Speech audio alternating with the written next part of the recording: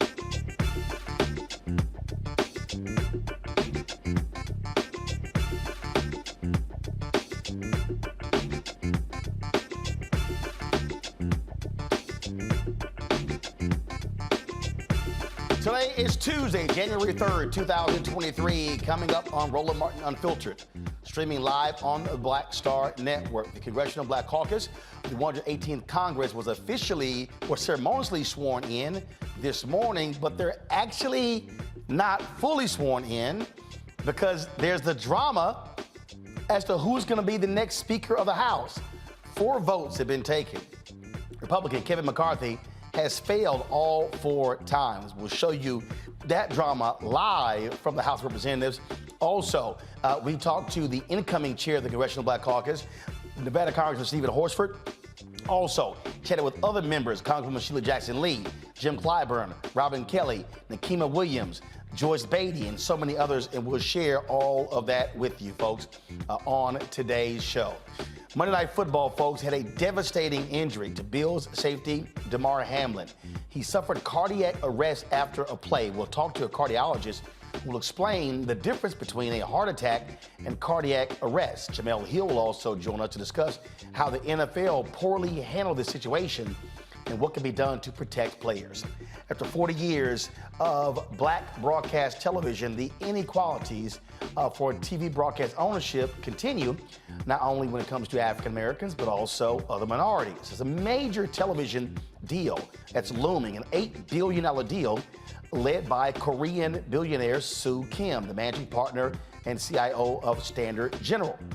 He will join us to talk about this acquisition, talk about the criticism that's been leveled at him that he's not the right kind of minority, and what he wants to do when it comes to black content creators and black-owned media companies.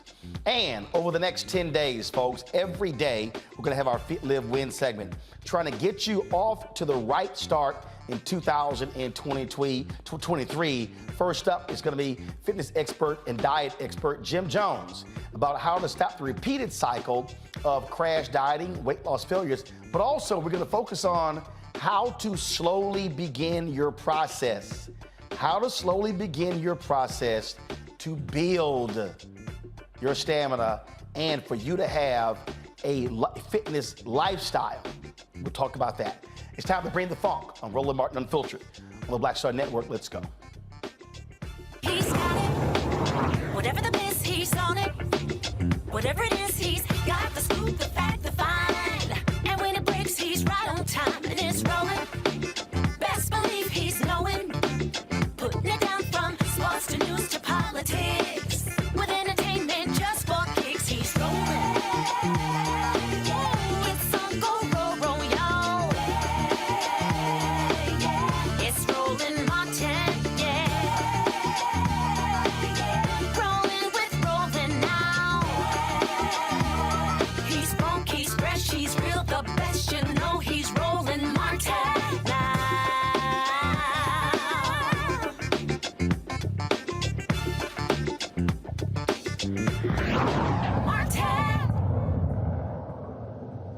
All right, folks, on the U.S. Senate side, Senate members were actually sworn in today. Here is video of Vice President Kamala Harris swearing in to a full 6-year term, Georgia Senator Raphael Warnock.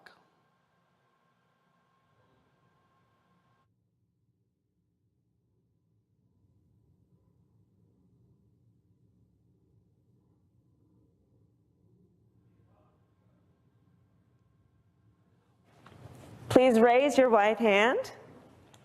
Okay. Do you solemnly swear that you will support and defend the Constitution of the United States against all enemies, foreign and domestic, that you will bear true faith and allegiance to the same, that you take this obligation freely without any mental reservation or purpose of evasion, and that you will well and faithfully discharge the duties of the office on which you are about to enter, so help you God? I do. Congratulations.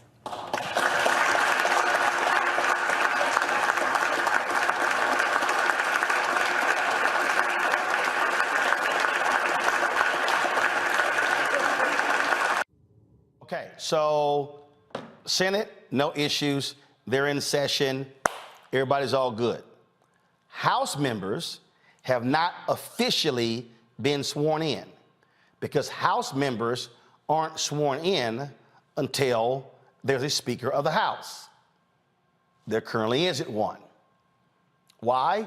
Because 20 holdout Republicans have been voting against Kevin McCarthy to be the next House Speaker. In fact, it's been so embarrassing today, y'all, so embarrassing that they've had now 4 different votes, and he has not been able to get the majority on any of those votes. It's been hilarious, to be honest, to watch what has been going on, to watch how Republicans are in total disarray, how you've got people who are just utterly clueless about what they're doing.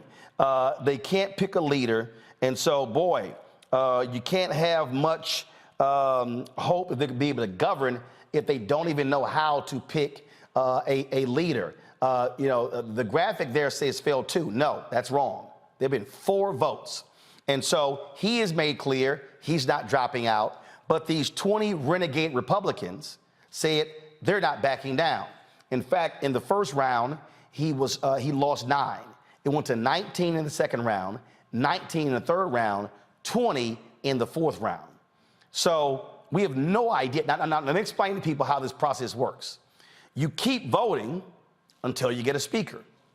I was looking at the Twitter feed of Michael Beckloss, who is a historian. And one of the things that he said, which again, you never think about this here, because this was the first time in 100 years that a Speaker of the House was not chosen on the first ballot. Okay, 100 years. Now, as we look at what's going on, and you look at all of these numbers, if you look at what's happening here, you've had other votes, folks, where you've literally had 100. I'm trying to pull it up right now. Let's see here. According to Michael Beckloss, he said that in the year, give me one second, I'm going to pull it up for y'all so I can just show you. He said in 1855, 1856, the House Speaker contest, go to my iPad, went to 133 ballots. 133 ballots. Now, again, they keep voting. So what happens? Republicans, they stand up, they nominate who they want to nominate. The Democrats have been steadfast, and they've been nominating Democratic leader Hakeem Jeffries in a very enthusiastic way, matter of fact. Here is one of the members today, again, putting Hakeem Jeffries, the first African-American to ever lead a party in the House or even the Senate. This is them putting his name in nomination.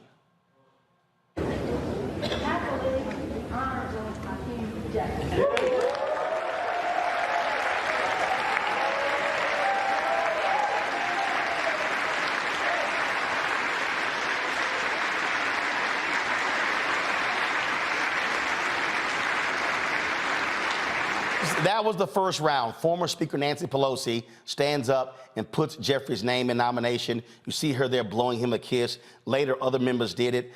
They have been steadfast in their support. In fact, in the last round, after they put his name in, they begin to chant, Hakeem, Hakeem. And it's hilarious watching this because the Republicans are sitting over there, sourpuss, mad, upset. So what they've done is they've adjourned now until tomorrow. So Republicans are going to go back in the caucus and try to figure out some type of deal, but there may not be a deal even be had. This is utterly, utterly hilarious watching what is going on here. And it shows you, again, the ineptitude of the Republicans in the House, how they can't even figure out how to pick a leader. Mustafa Santiago Ali, former senior advisor for environmental justice at the EPA, joins us. Randy Bryant, diversity and inclusion strategist, speaker, and trainer, joins us right now as well. We'll be joined in a second by Michael Brown, former chair of the DNC Finance Committee. I must say, Mustafa, it is hilarious to watch the public humiliation of Kevin McCarthy, a man who has kissed the ass of Donald Trump, who voted not to certify the election, who has said and done anything. He has done everything. He's been on his hands and knees begging and doing whatever to get Republicans to vote for him, and it has all failed. It has been. You know, he's made a huge amount of concessions to the most radical aspects of the Republicans, especially, you know, the right-wing side of the Republican Party. And it has done nothing for him but take him to this particular moment.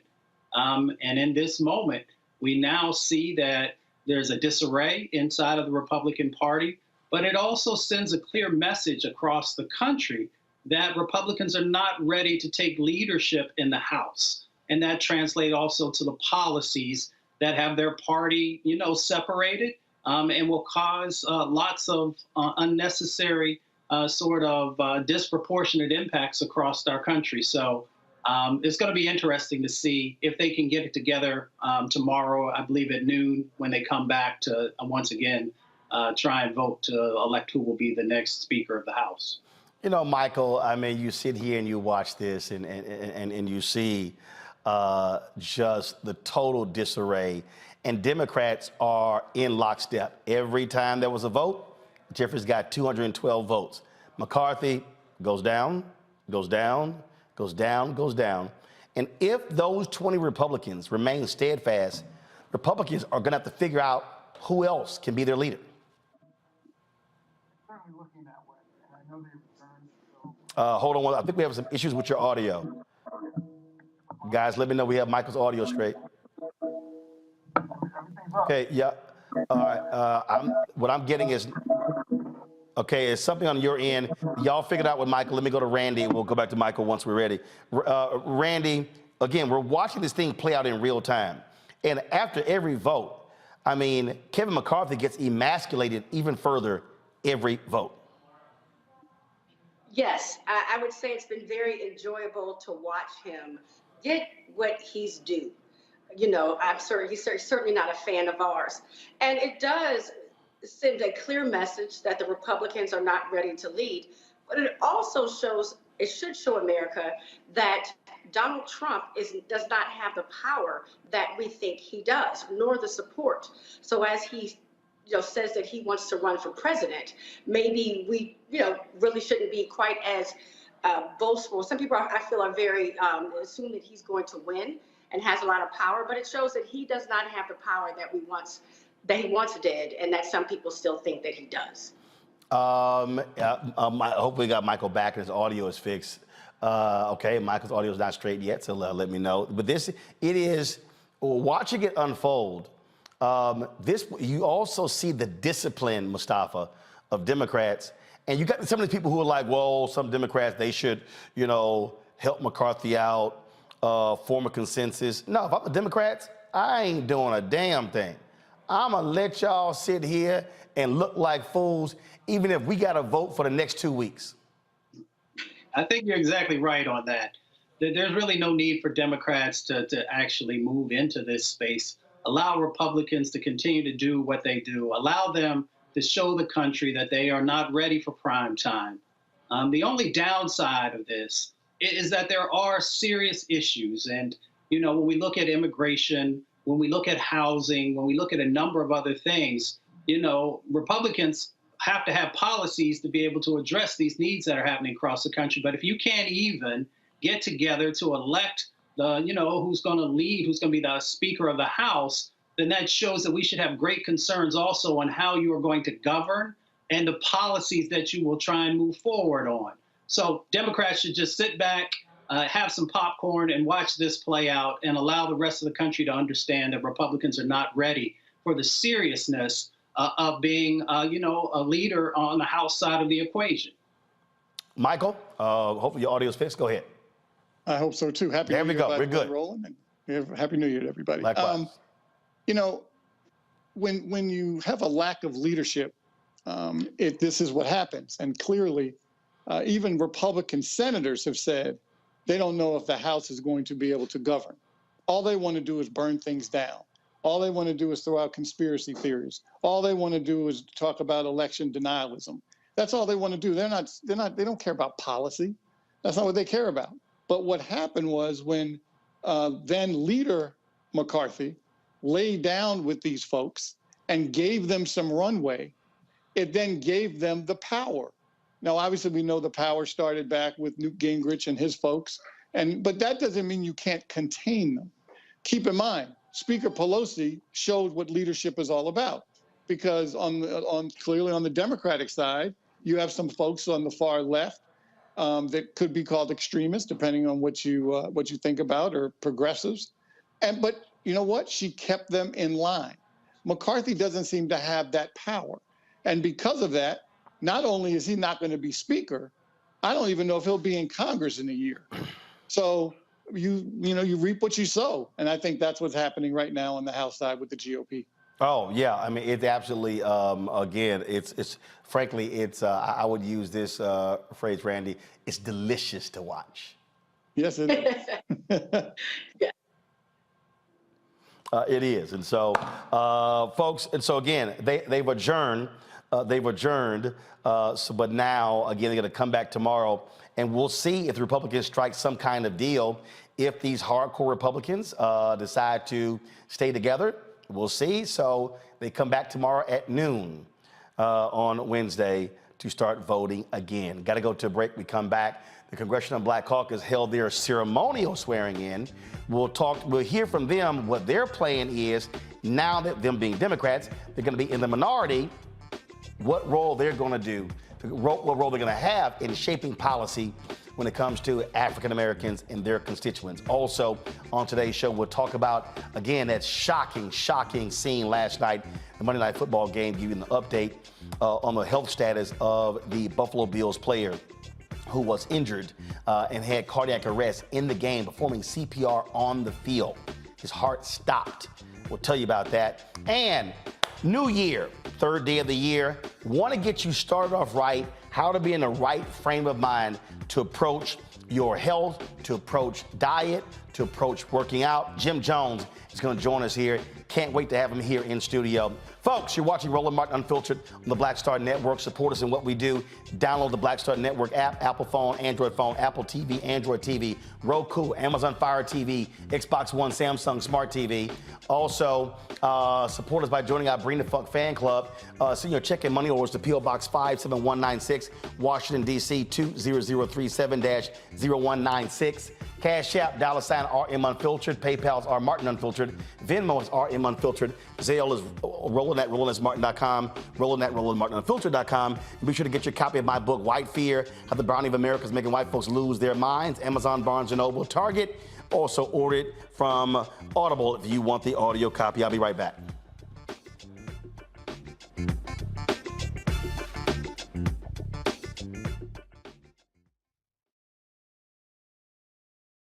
I love directing. It's a different kind of piece. I do believe that the 30 years I was acting was to prepare me for what I'm supposed to be doing and that what I'm really am good at. But when you were acting, were you even thinking about directing? Nope. Were you, so what the hell happened? If you had asked me 15 years ago, I probably would have said, no, I don't know. I was doing Ava DuVernay's first film, I Will Follow. Mm-hmm. And during that process, I think because it was her first film, maybe She's self-taught? Absolutely. I probably gave too many suggestions. And at some point, Ava said to me, I think you're a director and you don't know it.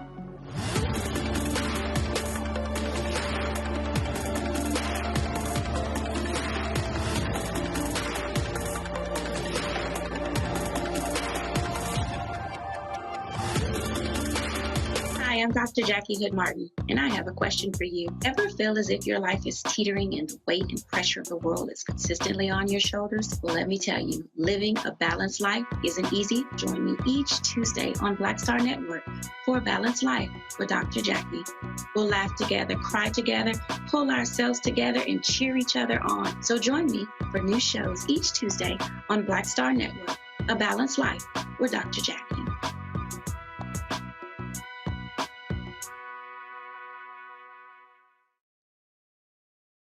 Next on the Black Table with me, Greg Carr. The Supreme Court is back in session. God help us all. It is no exaggeration to say that this current session could completely reshape this country and redirect our future for generations to come. and not in a good way. We invite Dr. Valethia Watkins and Professor Angela Porter, our legal roundtable, back to the show to put it all in perspective. That's on the next Black Table. Please don't miss it. Right here on the Black Star Network. I'm Chrisette Michelle. Hi, I'm Chaley Rose, and you're watching Roland Martin Unfiltered.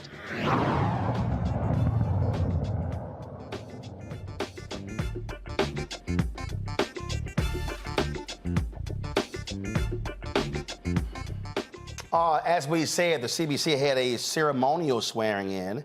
They were sworn in by Marsha Fudge, Secretary of Housing and Urban Development, former CBC member from Ohio. We were there. We live streamed the entire event. If you want to watch it, go to the Black Star Network app or go to our YouTube channel. They talked about the accomplishments of the CBC the last 2 years and what the vision is going to be moving forward. That I will bear. As a former chair and member of the Congressional Black Caucus, I take great pride in administering the oath of office this morning.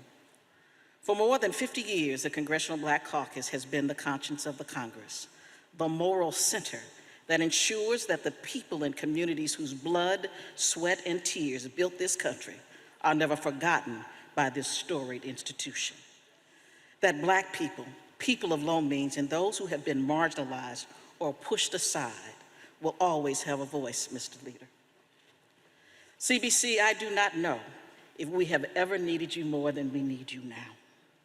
We need you to be that sure and steady voice for the voiceless, to guarantee that the people of this country are never silenced, never again cast aside or forgotten.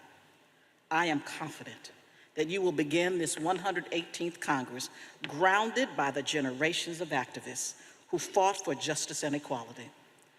CBC, I need you to unleash your power, to make real the promise of democracy. For you may be the only thing that stands between democracy and anarchy. We need you to energize a movement that will change the course of history as only you can. Spring up a well of strength. Be immovable like the tree planted by the rivers of water. Give birth again to the dawn here on the pulse of this new day. Congratulations, my friends. Congratulations. After more than 100 years of striving, this was the Congress that finally passed a law making lynching a federal crime, the Emmett Till Anti-Lynching Act. And it was this Congress that made June 19th a federal holiday with Juneteenth's Independence Day Act. It was this Congress that passed the Respect for Marriage Act, requiring that interracial marriages be recognized along with same-sex marriages throughout the United States. And yes, it was this Congress that made sure the American Rescue Plan included billions of dollars for predominantly Black institutions of higher education. Love my HBCUs. It has already been said, but the last Congress was one of the most productive, and the benefits of the legislation that we passed, led by members of the CBC, will continue to be realized in the months and years to come. Just this week, the provision to cap the amount that seniors pay for prescription drugs at $2,000 and capping the amount that seniors pay for insulin at $35, it went into effect. This legislation was led by the late Elijah Cummings and others and is now law, thanks to the Congressional Black Caucus and President Biden. Because of efforts led by members of the Congressional Black Caucus Task Force on Black maternal health, we are protecting Black moms and improving maternal health outcomes. To that end, thanks to provisions passed by this Congress, most states now have to expand postpartum Medicaid coverage from 60 days to 1 year. That was the Congressional Black Caucus. The CBC is working to ensure that all Americans, and especially Black families and communities, can live with dignity, safety, respect, and achieve greater economic opportunity. The CBC has met with President Biden and talked about our shared priority around racial equity and justice. And I look forward to building on these efforts in the 118th Congress as we ensure racial equity and accountability throughout the federal government and in the private sector. For generations, entrenched disparities in our society and economy, at times facilitated by the federal government, discriminating policies, and unaccountable institutions have made it harder for Black Americans to have a fair shot. Centuries of injustice and decades of disinvestment by Black communities not only undermine the American promise of equal opportunity, but it also keeps our entire nation from reaching its potential. The Congressional Black Caucus has worked to eliminate these inequities, and we will continue to lead in these areas of racial equity, opportunity, and justice in very intentional and purposeful ways in the months and years to come. When the official ceremony was over, we caught up with several members of the Congressional Black Caucus who talked about what their priorities are going to be. This is what they told me. Congresswoman Lee, go ahead. Glad to see you here. Good to see you as well. We're going to win big this year with the Congressional Black Caucus standing in the gap. Even though Democrats are in the minority, we know how to fight being in the minority. We know how to fight for justice, for freedom, for our voting rights, for racial equity and justice. We understand what is taking place, and we know we got to keep fighting regardless. Well, look, we're looking forward to that, and obviously, got to get your thoughts on your fellow CBC member, now the leader of the Democratic Caucus. You mean Steve Horse? No, Hakeem. You're talking about a Democratic. The leader. The leader. No, this is historic. And Hakeem and I are good friends. He comes from Brooklyn, the home of Shirley Chisholm, who's a catalyst for change. Well, he's also a catalyst for change, and he is a historic figure now. And he's always been a fighter for what was right. And now he's able to now bring the Democratic caucus together in the minority to fight for what is right. So I'm really happy. I'm proud of him.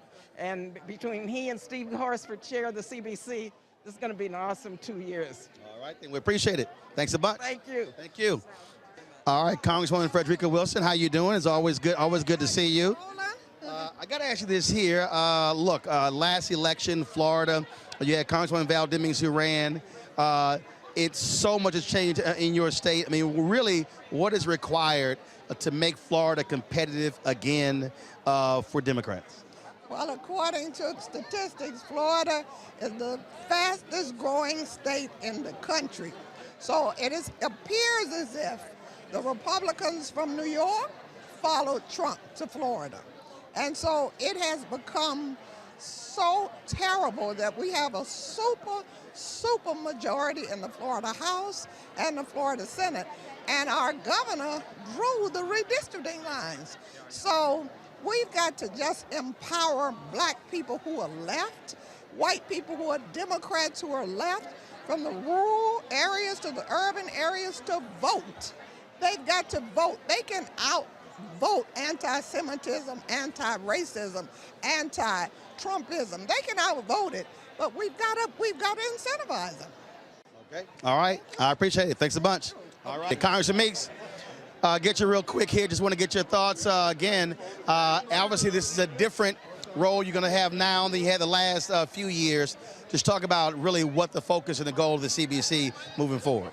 Still, making sure that we legislate and bring the issues that are important to our people, to our constituents, back forward, to make sure that we preserve democracy, that we fight for voting rights, to make sure that our communities' voices are heard, to make sure that we talk about affordable housing, to keep people in their homes and people have food to eat.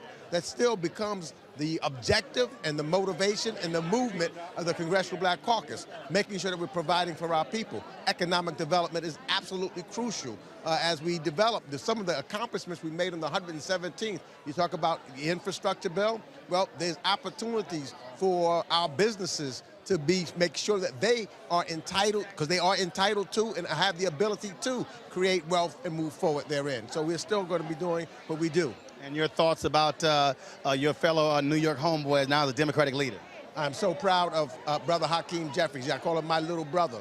I think that, you know, the whole focus, I know the focus of the entire Democratic caucus, but especially members of the Congressional Black Caucus, we will not rest until we get to that next step and he becomes the Speaker of the House of Representatives. All All right, appreciate it. All right, always good to see you. All right, so you're leading the CBCF. You haven't been there long, but what is the goal moving forward? The goal is three things, Roland. One, we want to make sure that we are cultivating the next set of leaders. When the CBCF was founded, those original members said we want to create a pipeline for black leadership, and that's what we are doing by giving out scholarships, by providing internships, fellowships. We help people pay for all of medical school, all of law school. We know that unless we provide these kinds of opportunities for young black people, the leadership pipeline is going to be drained. We want to make sure that the Clyburns, the Maxine Waters, the Joyce Beatties, that we are creating the next generation of those leaders to help make sure this democracy remains strong. What about also when you look at, we talk about economics. And so one of the things that I was sharing with somebody, I've always said that our organizations should have what I call racial indexes. And that is, if you got corporate partners that come to the table like, yeah, we appreciate you supporting the organization, but what are your black-owned contracts? What are you doing with black-owned media? What are you doing with black transportation companies, catering companies, event planning companies, sort of driving that as well, because that economically changes Black America as well. Well, I'm so glad you asked that, because we have a division of the foundation called the Center for Policy Analysis and Research, and the National Racial Equity Initiative for Social Justice is a part of that. That is our accountability division, as I call it. That's where we do the research on economic issues, on poverty issues, on criminal justice, on voting rights. That is the substantive part of who we are and what we do. And in fact, we are working on a report right now that is providing a roadmap for corporate partners to say, if you are supporting this work, if you are supporting organizations like the CBCF, here are the things that we want to make sure your companies are doing to ensure that you are true to the values, that you are true to the support that you are giving. The people who are around the table, particularly our board members, they are from corporations that are investing in the future of Black America. So they're not just coming to the events, they are saying we want to fund this leadership, we want to fund this research that will help solve problems. So that's what we're asking all of our corporate partners to do. All right, sounds good. Looking forward to it. All right, Roland, thank you. Appreciate it. Good to have you. Thanks a bunch. All right, folks, in the next hour, we're going to hear from more members of the CBC with regards to what their plans are, again, now that they're going to be in the minority in the U.S. House. Got to go to break. We come back. We're going to talk about what happened last night in the Monday Night Football game where a Buffalo Bills cornerback suffered cardiac arrest, had to be administered CPR on the field. What the hell took the NFL so long to call the game? What is his health status? And exactly what happened and how common is it? We'll discuss it next with a cardiologist. We'll also be joined by Jemele Hill. We'll talk about player safety as well. Folks, you're watching Roland Martin Unfiltered right here on the Black Star Network. We'll be right back.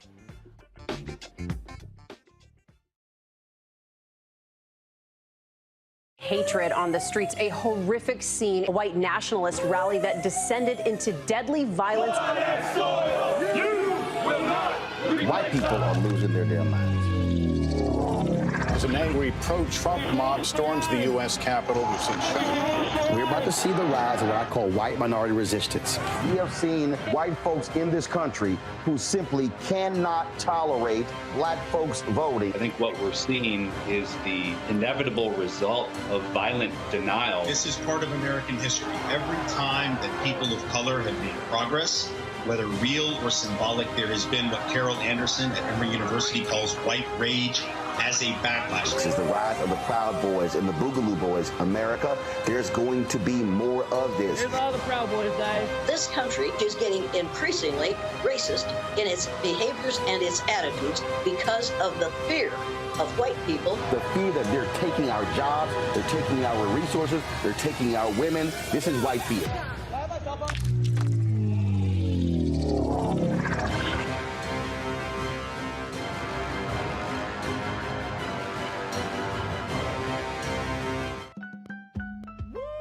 We're all impacted by the culture, whether we know it or not. From politics to music and entertainment, it's a huge part of our lives, and we're going to talk about it every day right here on The Culture with me, Farajii Muhammad, only on the Black Star Network.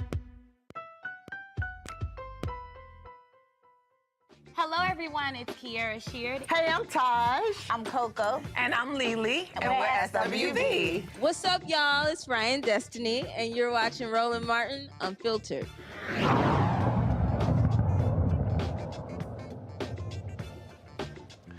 Many people still are shocked and stunned by what happened last night during Monday Night Football when the game was suspended after a medical emergency regarding Bills safety Damar Hamlin. Now, folks, he collapsed on the field.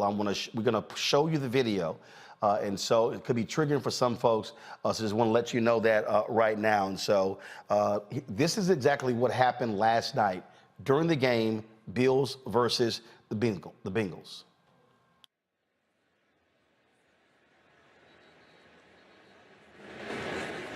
He adjusts his face mask. All of a sudden, he collapses, collapses on the field. And what then happens is the personnel, they rush into the field. They begin to administer CPR on the field.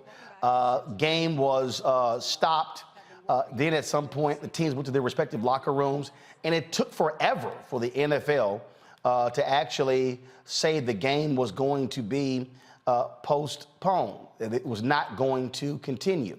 We now know that he suffered cardiac arrest. He was taken to the University of Cincinnati Medical Center, where they actually have a trauma unit. Hamlin his vitals were stable, currently sedated. He is in critical condition. He's a second-year, sixth-round draft pick from the University of Pittsburgh. And, of course, folks, it was shocking. His mother was at the game last night. Here's video of a previous game of him greeting his mother before the game. They were there.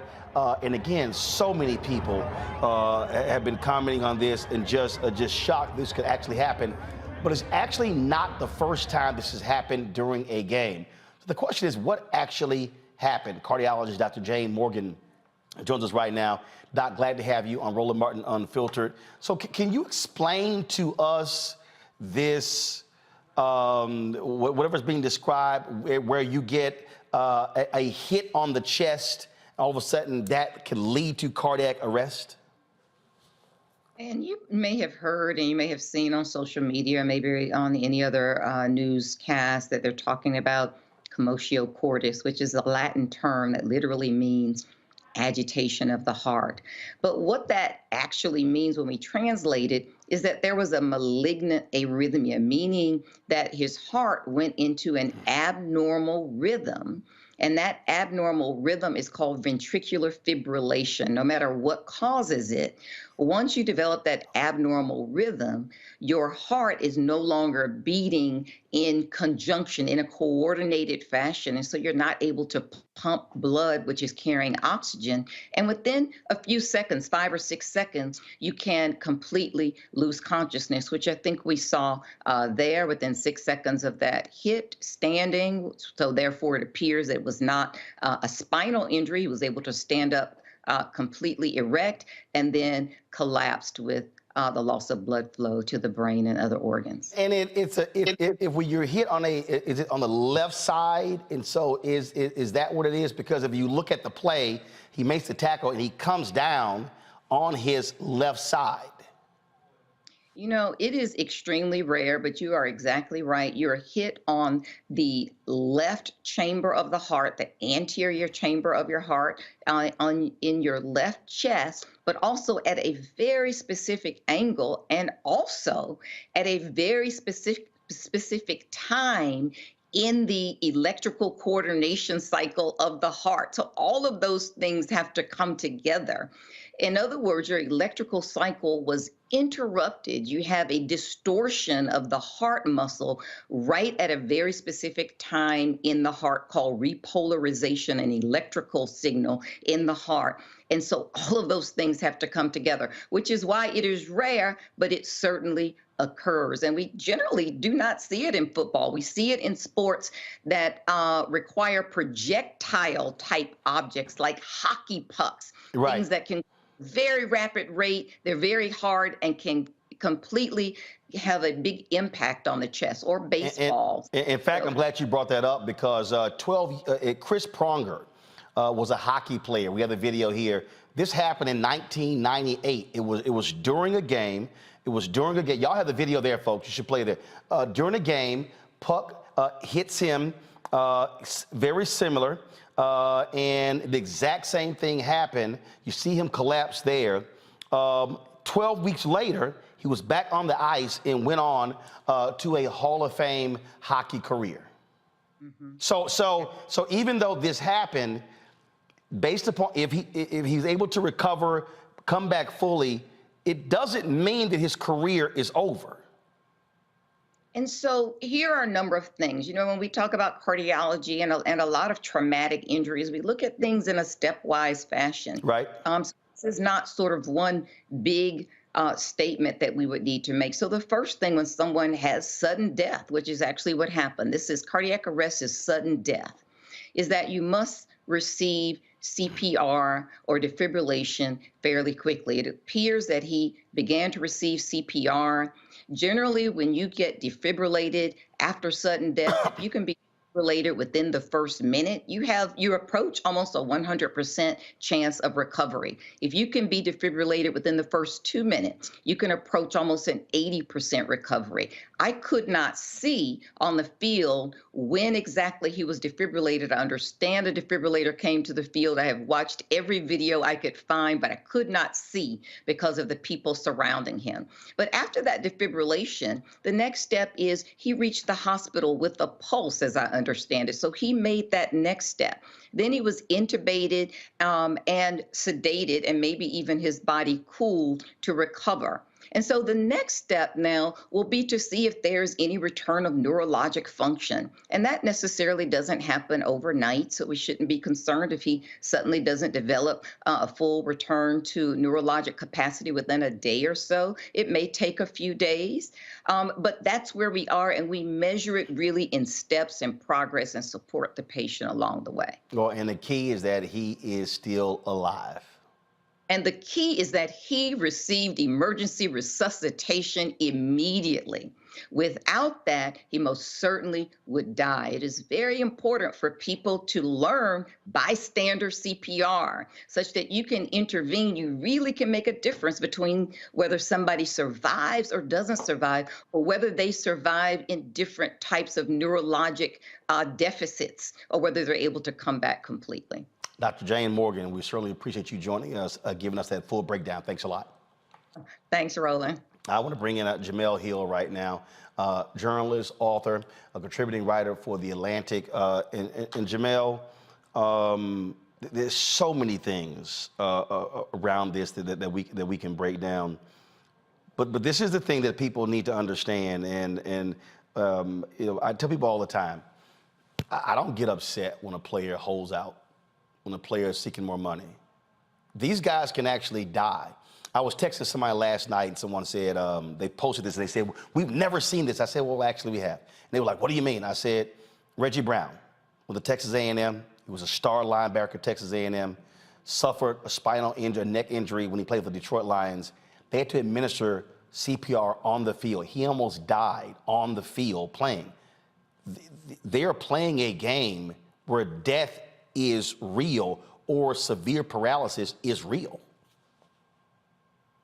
Yeah, I mean, that's the thing that I think people take for granted watching the sport. When they hear us say that they're involved in a car crash, the equivalent of a car crash on every play, I don't think people really understand the magnitude or the gravity of what that actually means, what people are putting their bodies through just to play this game. We see a lot of times what is the result of these kind of traumas, constant traumas to the body over time. Like many of us have seen players who, you know, had a full NFL career.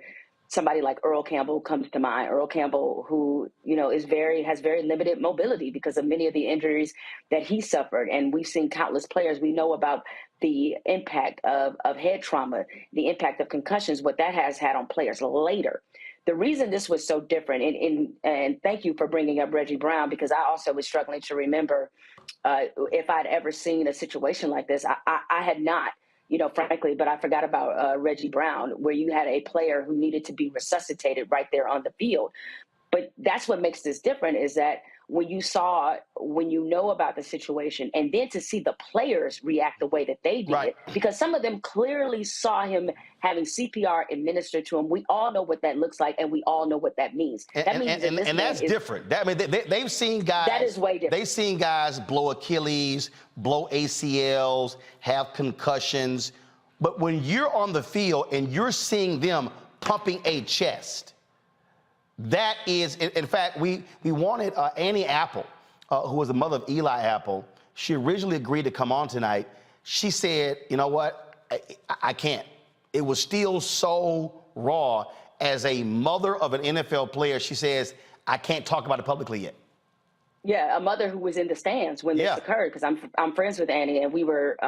I saw some of the tweets that she had about it, and yeah, I mean that's what makes this so different is that NFL players, they have a very different mentality than the rest of us mere mortals. They understand what their body is going to suffer, what they're going to go through. However, this was a lot different because, as you pointed out, they see the visual of one of their fellow peers dying on the field.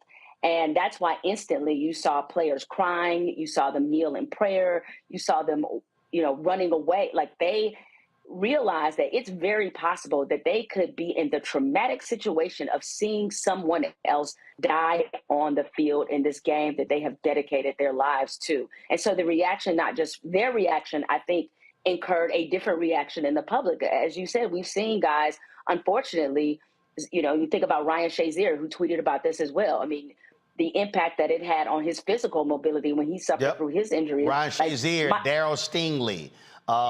Yes. People who were paralyzed. Mike Utley, I mean, paralyzed on the field. We have seen that before, but this was completely different. And I hope what it does in the public consciousness is not only remind them that these are human beings, despite the fact that they are seemingly doing superhuman things, but also, as you said, the money impact of this game. When players hold out, when players are about their money, nobody should complain about it because they are literally risking their lives every time that they put those pads and that helmet on. Hold tight 1 second. I got to go to a break. When we come back, I want to talk with you and my panel about the NFL's reaction because we're watching this thing unfold last night, and people are going, surely you're not coming back. And then there was this, the 5-minute break, and then all of a sudden the team's like, damn that, they went to the respective locker rooms, and now the NFL is trying to push back on that, but they waited a long time, Jemele, to come out and say, we're not playing this game. I want to break that down next. Folks, you're watching Roland Martin Unfiltered on the Black Star Network. Support us in what we do. Download the Black Star Network app, folks. We've already crossed 50,000. We want to get to 100,000 downloads. Download an Apple phone, Android phone, Apple TV, Android TV, Roku, Amazon Fire TV, Xbox One, Samsung Smart TV. If you got all of those, download on all of them. They all count. Also, join our Bring the Funk fan club. Jemele is a member. Folks, you want to support us in what we do. Your dollars make it possible for us to do what we do. Our goal every year is to get 20,000 of our fans who contribute on average $50 each. That comes out to $1 million a year. That is huge for us to be able to do what we do, to cover the stories that matter. And so send your check and money orders to P.O. Box 57196, Washington, D.C. 20037-0196. Cash App, $RM Unfiltered. PayPal, R Martin Unfiltered. Venmo is RM Unfiltered. Zelle is Roland at RolandSMartin.com. Roland at RolandMartinUnfiltered.com. Be sure to get a copy of my book, White Fear, How the Browning of America is Making White Folks Lose Their Minds. Available at all bookstores. Order it on Audible. I'll be right back.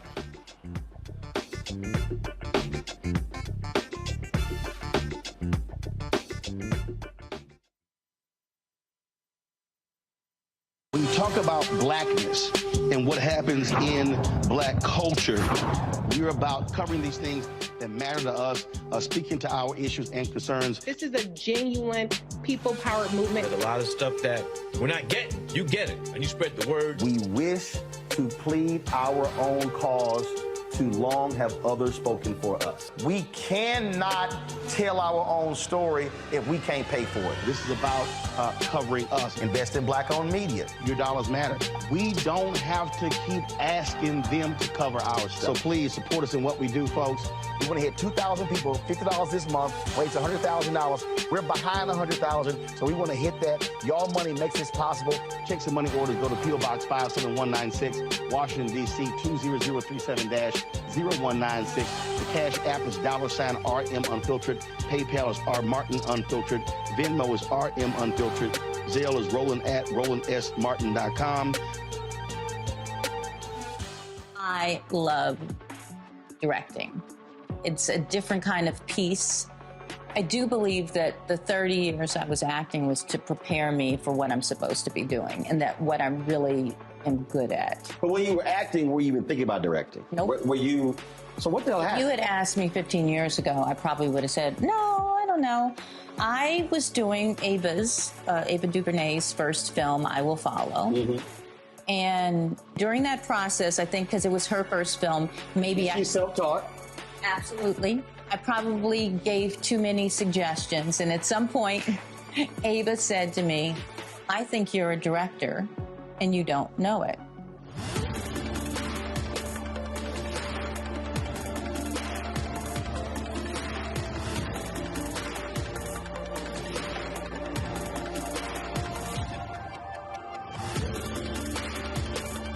I'm Bill Duke. This is Diala Riddle, and you're watching Roland Martin, Unfiltered. Stay woke.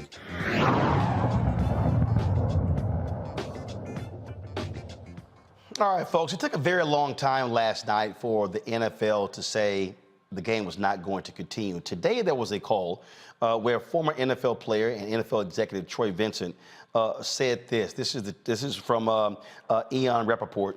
Troy Vincent on a call says, while he was in constant communication with those involved, neither coach was talking about resuming play. The players weren't. It was really about Damar. How do you resume play after you've seen such a traumatic event? Okay, here's the problem with that, okay? That's not what ESPN was saying last night.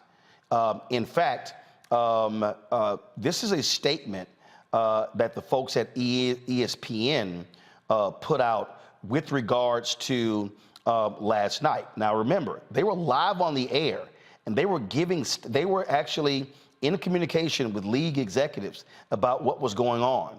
And what we kept hearing was that they were going to take a 5-minute break and then come back. This is what ESPN put out. There was constant communication in real time between ESPN and league and game officials. As a result of that, we reported what we were told in the moment and immediately updated fans as new information was learned. This was an unprecedented, rapidly evolving circumstance. All night long, we refrained from speculation. Now, bringing in Mustafa, Randy, and Michael in this, Jemele Hill stays with us. Jemele, somebody lying. I mean, it's just that simple. It's just that simple. Like, somebody is not quite being truthful here, or either, I know it's hard to believe in an organization as big as the NFL, $1 billion organization, but clearly the left hand and the right hand were not communicating, because even independent of the ESPN report, let's all go back.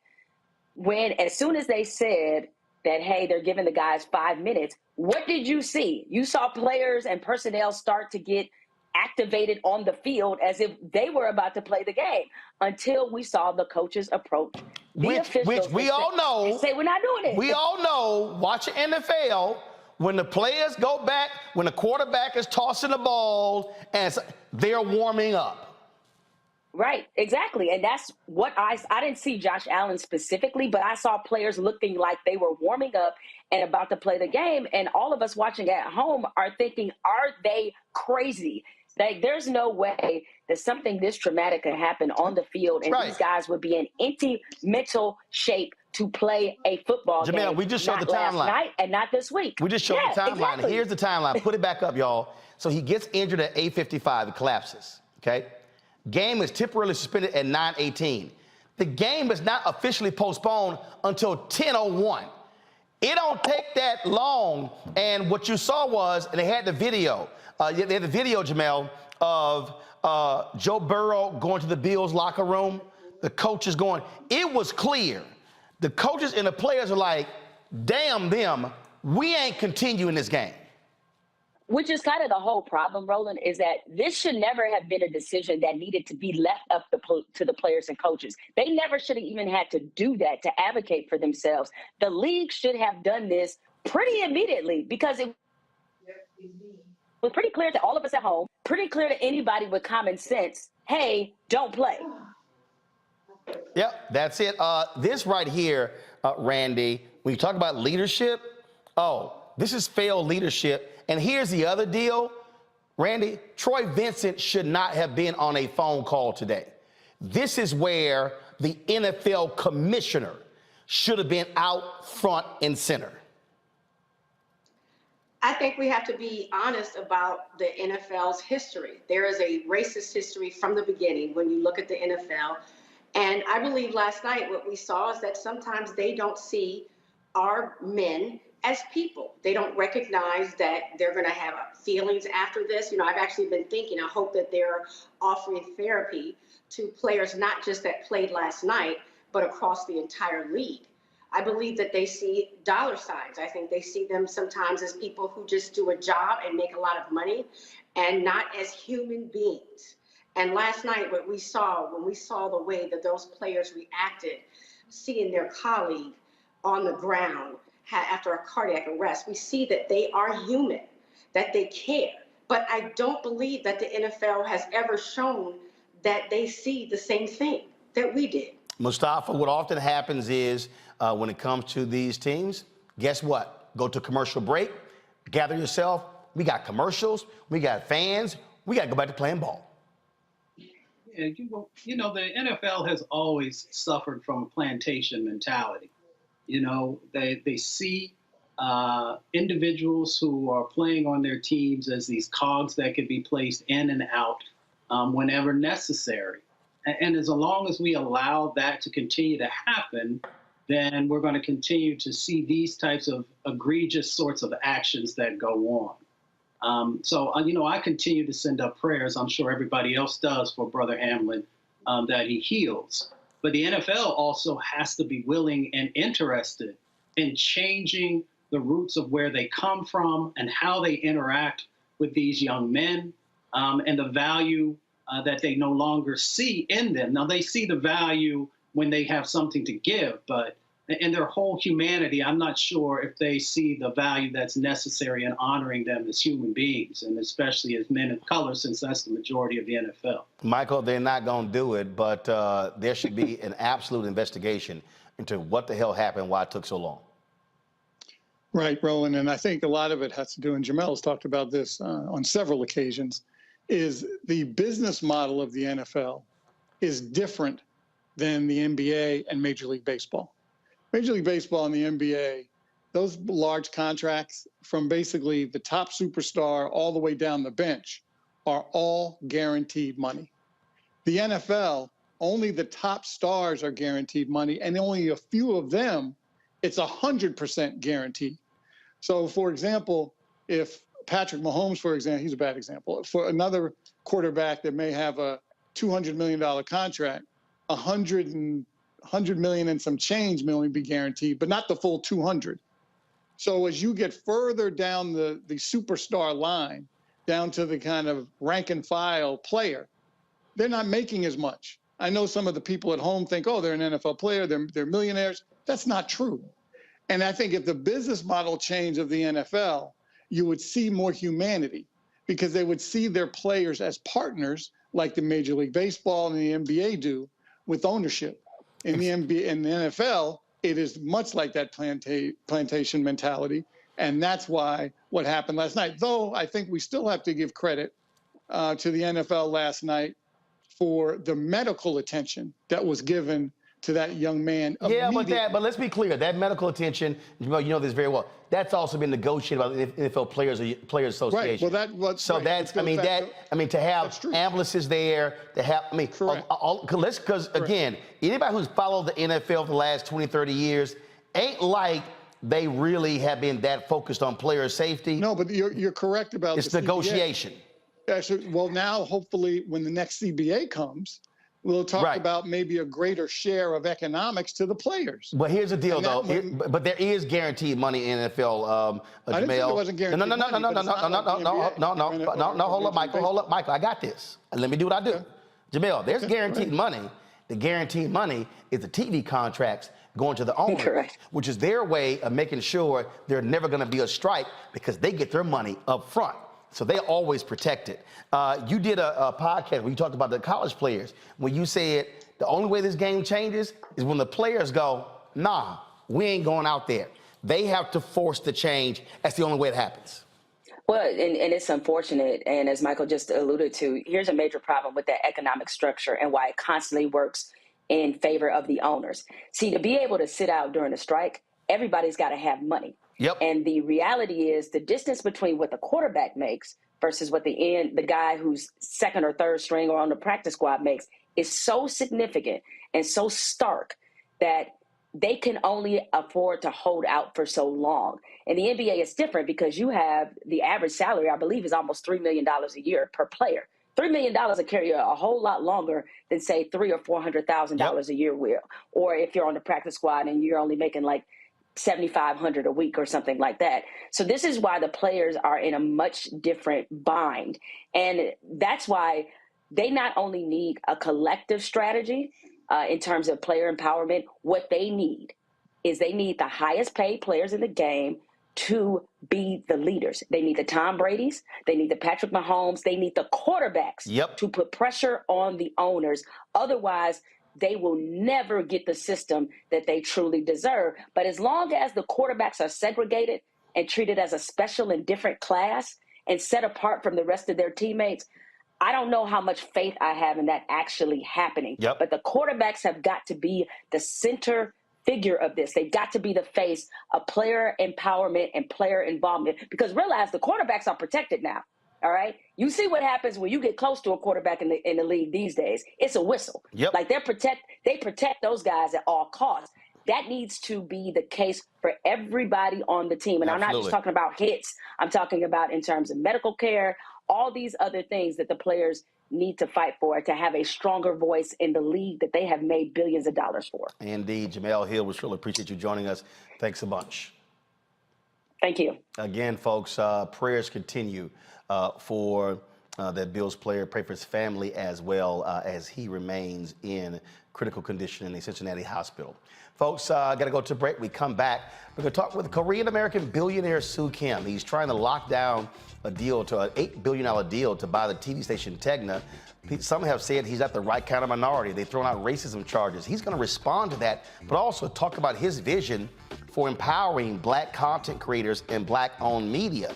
Our exclusive conversation next, right here on Roland Martin Unfiltered on the Black Star Network.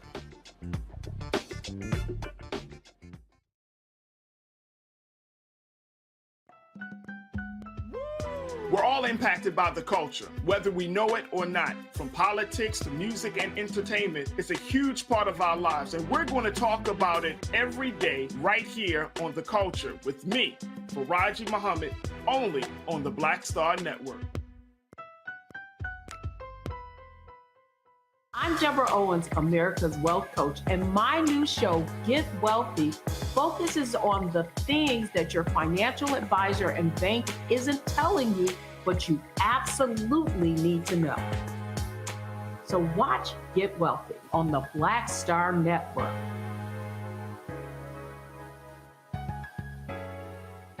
Hi, I'm Dr. Jackie Hood Martin, and I have a question for you. Ever feel as if your life is teetering and the weight and pressure of the world is consistently on your shoulders? Well, let me tell you, living a balanced life isn't easy. Join me each Tuesday on Black Star Network for A Balanced Life with Dr. Jackie. We'll laugh together, cry together, pull ourselves together, and cheer each other on. So join me for new shows each Tuesday on Black Star Network, A Balanced Life with Dr. Jackie.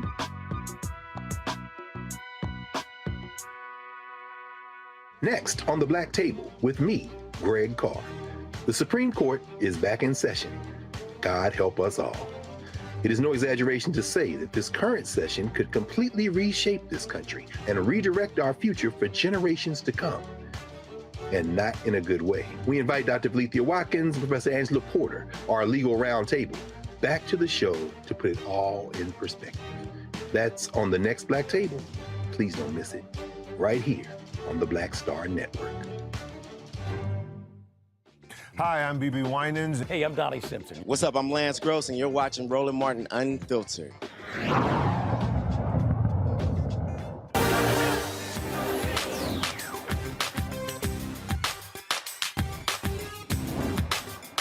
We've been frozen out.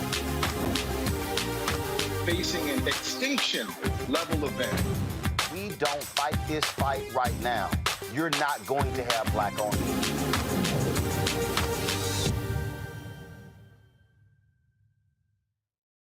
I talk a lot about, on this show, I talk about resources. I talk about ownership. Talk about what happens when we are able to change this dynamic. When you look at television, minorities make up a significant number of folks who watch television. You look at the Nielsen numbers. The numbers are dramatic. When you go to ownership, it's a whole different focus. And what you're now seeing more people of color, African Americans, Asian Americans, Latino, and others who understand the power of media and what it means when it comes to actually owning. And so here's a perfect example. Minorities account for less than 2% of all owning of U.S. TV stations, okay? There are currently 10 black-owned U.S. television stations nationwide. And there's a new deal that's actually happening right now where Standard General is trying to acquire Tegna. It's about an $8.4 billion deal. There's been a lot of conversation back and forth. And what was interesting is Sue Kim was the managing partner and CIO of Standard General, has been battling folks who've been saying that he's not the right kind of minority. So you have this battle happening with the FCC and Department of Justice. So what's really going on here? Sue Kim joins us right now in this exclusive interview. Glad to have you on the show, Sue. Roland, thanks for having me. It's a real pleasure. So let's. I'm trying to understand this. When you hear critics, they've actually said you're not the right kind of minority. How does that make you feel? Well, I'm trying to go, what's the saying? When they go low, I go high. I'm trying to, look, I trust in the process. I trust that the regulators will see through that kind of sort of uncomfortably, I think just, statements that really have no say in the public discourse. But it's not great, it's not great. And look, what I've said from the beginning is I pointed out for the fact that our ownership and, me being the attributable owner of these TV stations would change the minority ownership landscape by a huge amount, and when I made that comment, we got these public comments by opposers on the FCC docket saying that, right, well, that's not what we meant when we meant minority ownership. That's not what we meant. And that's, yeah, I mean, that's, Roland, that sucks. I don't know what to say. It's not the world that I want to live in. And I don't really understand because I frankly, believe that we will, that we have a lot of good to do. So when it comes to this, first of all, Tegna owns a number of stations in markets. First of all, a lot of African Americans. We're showing the map right here of those particular stations. And as a part of this, you have to also sell off some stations to satisfy requirements. There have been a number of other provisions that you have made, concessions made as well. You wanted this deal to close by the end of 2022. Obviously, it did not. What do you think now is the holdup? For people who don't understand, why is the Department of Justice and the FCC involved in this? Just explain to people who don't know. Sure. Look, it's just so as a matter of background. So Tegna is actually the second largest local broadcaster by revenue. So it is a company that matters. It actually is, I think they paid somebody a lot of money to rename the company to a name that doesn't really mean a lot. But the company used to be called Gannett. And so when it owned a lot of newspapers and TV stations, the newspapers were spun out. And now it's just the TV stations. But it was Gannett, but also Bilo, and then for sure. Yeah. So the reason I know Bilo well because of course I still own a home in Dallas, and WFAA in Dallas is the #1 TV station and one of the top ABC affiliates in America. So. Absolutely. This is a company that matters. Again, second largest local broadcaster by revenues. And it was actually kind of interesting because like some of the comments, like when I actually called out that comment of, well, maybe this is not the right kind of minority or this is not what it's meant by the civil rights movement. Yeah, when I called that out and said, well, what does that even mean? They sort of dug themselves in a deeper hole by saying, well, actually what we meant is that it doesn't make sense for one person to be the attributable owner of all of these stations. It should really be split up. And that comment doesn't make any sense to me either. So because Roland, I said that like, wait, well, hold on a second here. You're saying that it's okay if we have a few stations, but if we have too many, then that's a big problem. or that there should be like, lots of minorities owners and they should only have a few stations each. But if there's one person that owns all these stations, it can't be right. So, look, we again have looked through this stuff and tried to take the high road. But look, I think that this commentary is having some influence or impact in the regulatory process because this deal has taken a long time. We're in our I want to say our 11th month of review here, and so yeah, we have made concessions that basically address each of the concerns that have been put up. But there's been concerns about local newsrooms, jobs. There's been concerns about the possible negative consequences of synergies we have in our deal. And we've actually gone in and said, look, we're willing to address each of these concerns. What I would say is, look, what I hope from the very beginning is that we'd be treated like everybody else. I would say that maybe that was too much to hope for, but we're still very optimistic that we've put together a series of responses that addresses each of the concerns that we've heard. And now, look, I think that we're still waiting. The latest set of changes, Roland, has now started a new comment process. So that'll be the third comment process in our deal. And so, look, we'll go through the comment process over the next few weeks. And if there's another series of, asks from us, we'll think about whether or not how we can deliver them. And look, we're here to get this deal done.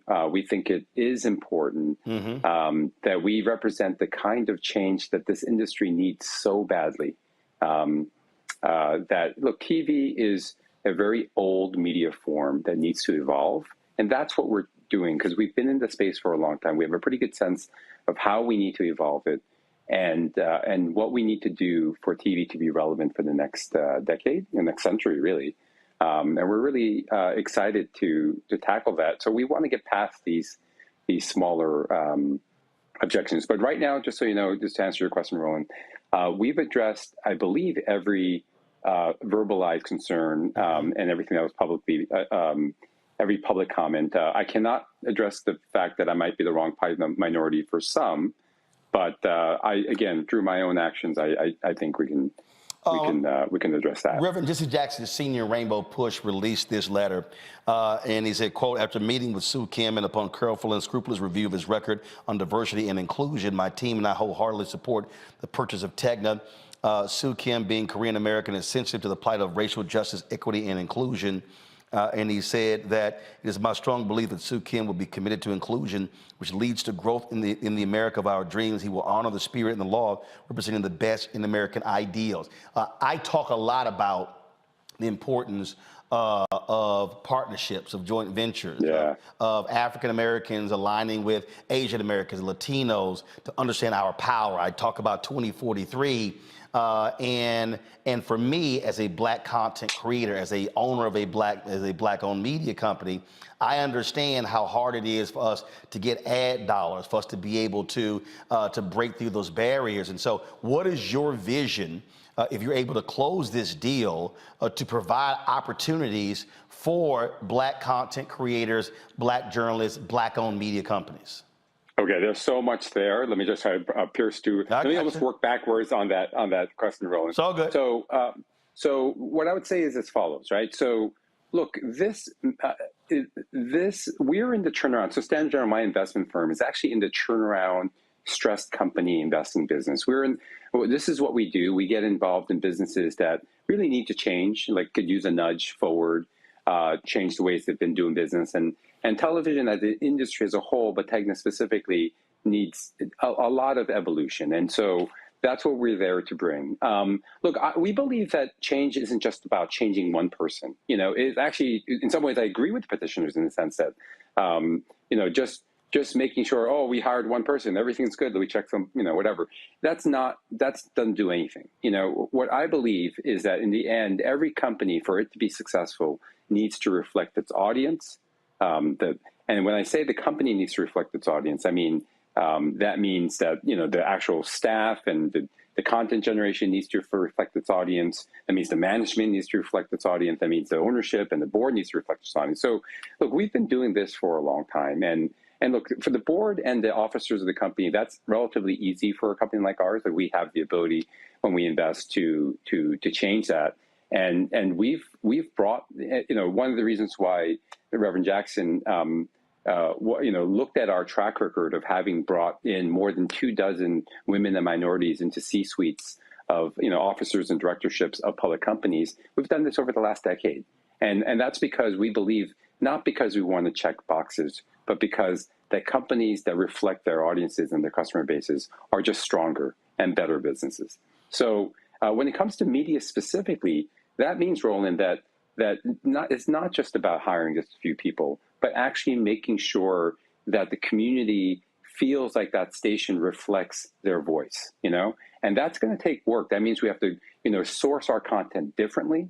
We need to go and make sure that, and obviously this speaks to our primary product, which is actually local news, but also, because there's so much airtime and the networks only provide, some programming per week, and per day, all the rest of that programming is up to us to fill, and we should fill it with content that matters for our local communities. And so, look, I think that when I look at some of these markets that we're in, I don't believe that currently the stations reflect its communities. And so I think that that's the opportunity. Like, for example, our station in Atlanta, obviously the demographics of Atlanta are very different than the demographics in Portland. And I think that the model of management for those stations have to be different. And we're ready to, bring the change the way we've done business in the past. And that's what's so exciting about this opportunity. That's why we think it is in the public interest.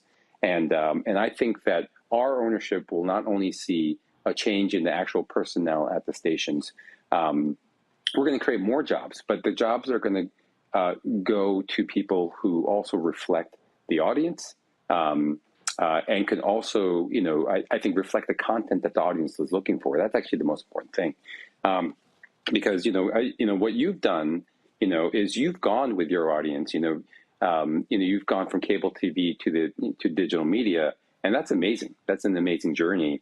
And frankly, we need to start to incorporate that kind of entrepreneurialism, that kind of open thinking. That's forward-mindedness in our station group, because we do have the legacy assets, the incumbent advantages of the platform. But you know what? We're not doing anything with it. We're doing the old thing. In fact, Techna used to produce, it was a morning show targeting black women, and it was produced by Techna, aired on their stations, and we ran it on TV One. It was later canceled, but that's a perfect example when you talk about reaching that customer base.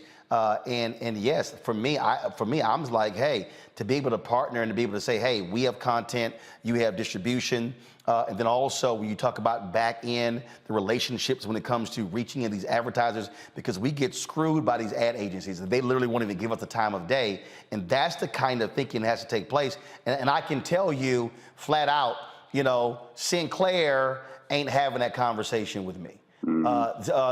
These other folks out here, they aren't doing that. And if you're African American, if you're Latino, you're getting locked out. And again, when you get locked out, this industry spends $322 billion a year on advertising.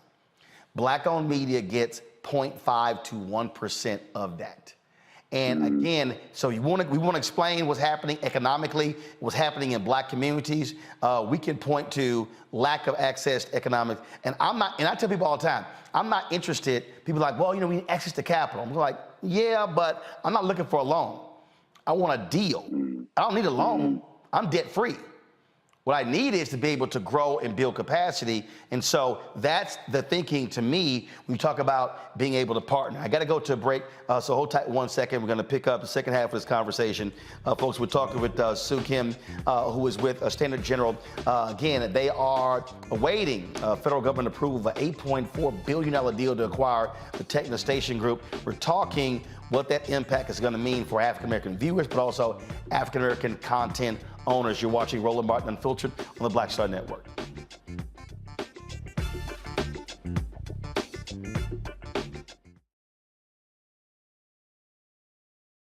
I love directing.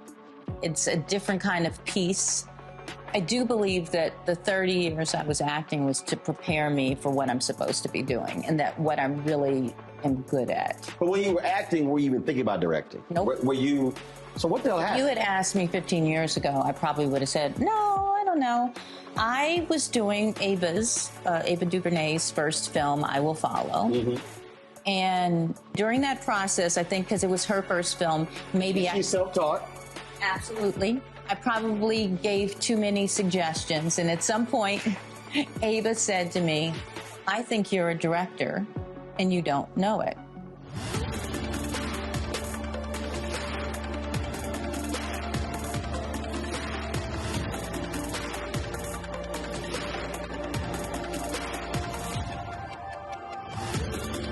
Next on the Black Table with me, Greg Carr.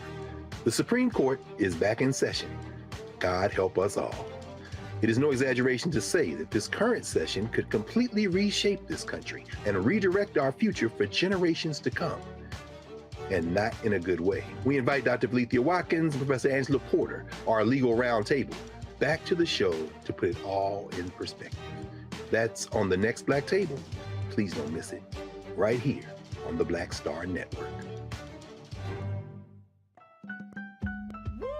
We're all impacted by the culture, whether we know it or not. From politics to music and entertainment, it's a huge part of our lives, and we're going to talk about it every day right here on The Culture with me, Farajii Muhammad, only on the Black Star Network.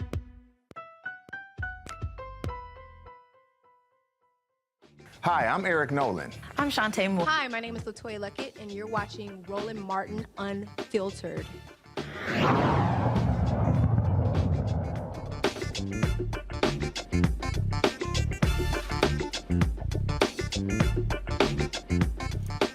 All right, folks, welcome back to Roland Martin Unfiltered. We're talking with Sue Kim of Standard General, discussing the acquisition that they are hoping to close this year of Tegna. We've got three of our panelists here. Randy Bryant, Sue, is a diversity, equity, and inclusion expert. So Randy, what's your question for Sue Kim? I really want to almost apologize, although I have nothing to do with this, that someone made such a horrible statement to say that you were not the right minority. That's not only an inappropriate statement, that is an inflammatory statement. And I'm sure, as you know, structural racism is designed to pit minorities against one another. And so I would say that was a very strategic statement on someone's part. And I'm sorry that you're having to wade through those waters right now. What I'd like to know is, what are you going to do? I think you've outlined it pretty well now, but what are you going to do to ensure that as you are championing diversity, that you ensure that in all levels of your organization that is indeed diverse? Yeah.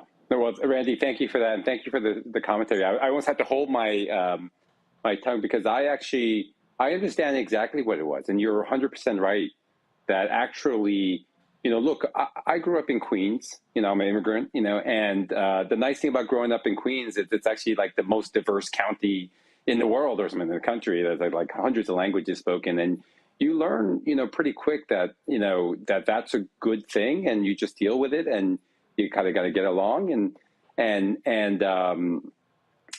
so I also witnessed actually early in my life that kind of pitting on especially Black and Asian, and sometimes the system is set up to pit us against each other, and that's something that I'm actually super conscious of. I've always been super conscious of, and I always said that's a false dichotomy. That's not something that is good for any community, and it's kind of like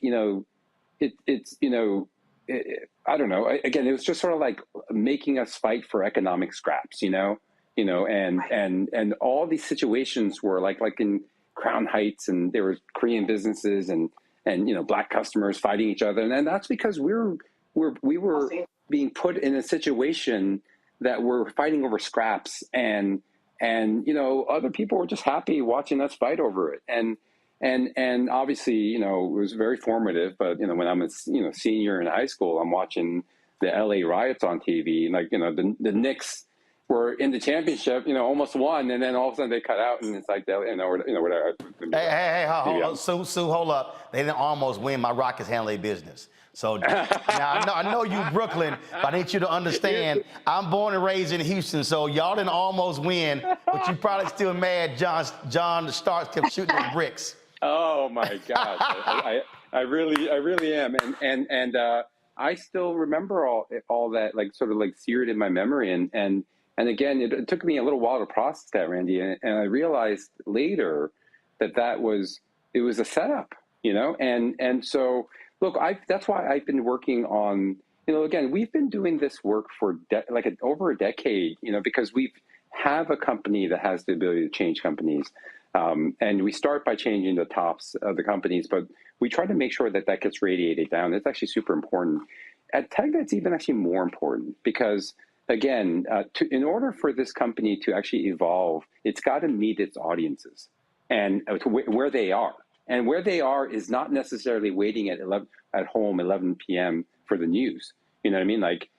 And because, by the way, news is more important than ever. It's just they don't consume it in this way anymore. Yep. And so we need to go and change the way we program, the way we schedule, and who are actually bringing this news to people.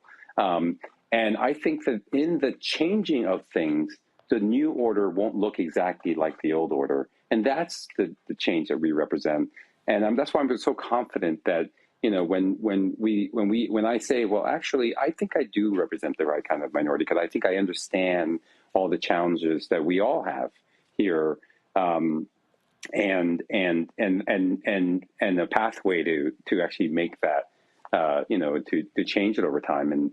And again, this is not about just a few hires. This is about actually changing the production process, and frankly, these TV platforms are still relevant. They still, command audiences and, have loud voices, not as loud as they used to be, but more than enough to make an impact. So I hope that answers that question, Randy, and I appreciate the sentiment. What I was thinking, I'm sorry. No, Randy, go ahead. I was just saying what I was thinking when we were talking about, you talked about the Rodney King, the riots that happened, and that certainly created division, which was very much pushed by the media and the intent to create division. Because if you look back, the majority of people who were arrested during those riots were actually not Black Americans. We're talking about Korean-owned stores being looted and during these riots, and that created tensions. But if you look back at the records, there were not primarily Black Americans that were doing the looting. It was actually a lot of people from Central America. And then we go now to the last few years with COVID and the atrocities that were happening, the uptick in violence against Asian Americans. And for a while, they really were highlighting on the news when it was a Black American, although the majority of these crimes were not done by Black Americans. And so I just wonder if that's something that you'll be considering, the stories that you cover, the people that cover them, but how they're covered, because we definitely see the agenda that happens. Oh, Randy, absolute. Now you're talking. You have to actually, it's not just changing one person. You have to change the process, the production, the entire, and to do that, you have, look, as a private company, with a change mandate, we can actually start to do that and evolve. And I think the business will react well to that. In the end, I think, even the people that are at the stations know that something's got to change, right? Because the same old thing is not going to keep working. And so, again, we're all going to be aligned to go where the audiences are. And I think that 100%, philosophically, I am so committed to not being divided. It's just something that is so deep ingrained. I've seen it.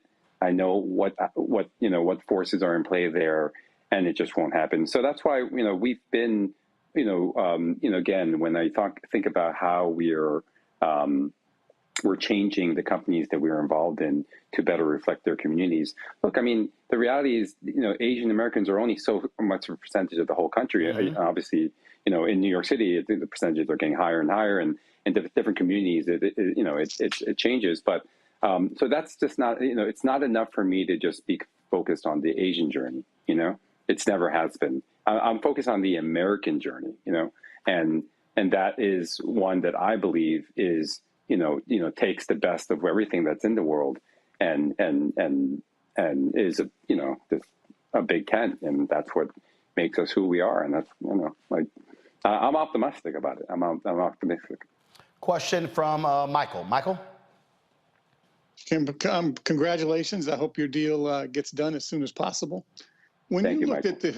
You're welcome. When you looked at historical deals by majority media companies, did they have to go through the same kind of level of scrutiny that you have to go through, with issues that have to be alleviated, questions, or is it a complete level playing field? Everybody's asked the same questions and have to go through the same level of due diligence? Look, Michael, I mean, I'm gonna look. We've been in the TV ownership space for over a decade, for 12 years actually. We've bought and sold, dozens and dozens of TV stations, and we currently own TV stations now. The current process that we're going through is definitely a higher level than we've been in the past. I don't actually know what's driving that. Obviously, we've seen some of these negative commentary. There could be some, I don't know, maybe some wrong political pressure. Look, I want to say that I do have faith in the system. I don't want to, I know the regulators have an important job to vet all concerns and what petitioners are saying. You probably want to ask somebody else that has expertise in the space or experience, like, have we been treated the same as everyone else? And because I feel like if I say something, then people are like, oh, he's just a complainer, and or he's trying to influence the process that's going on now. So the answer is, all I've asked is to be treated like everybody else.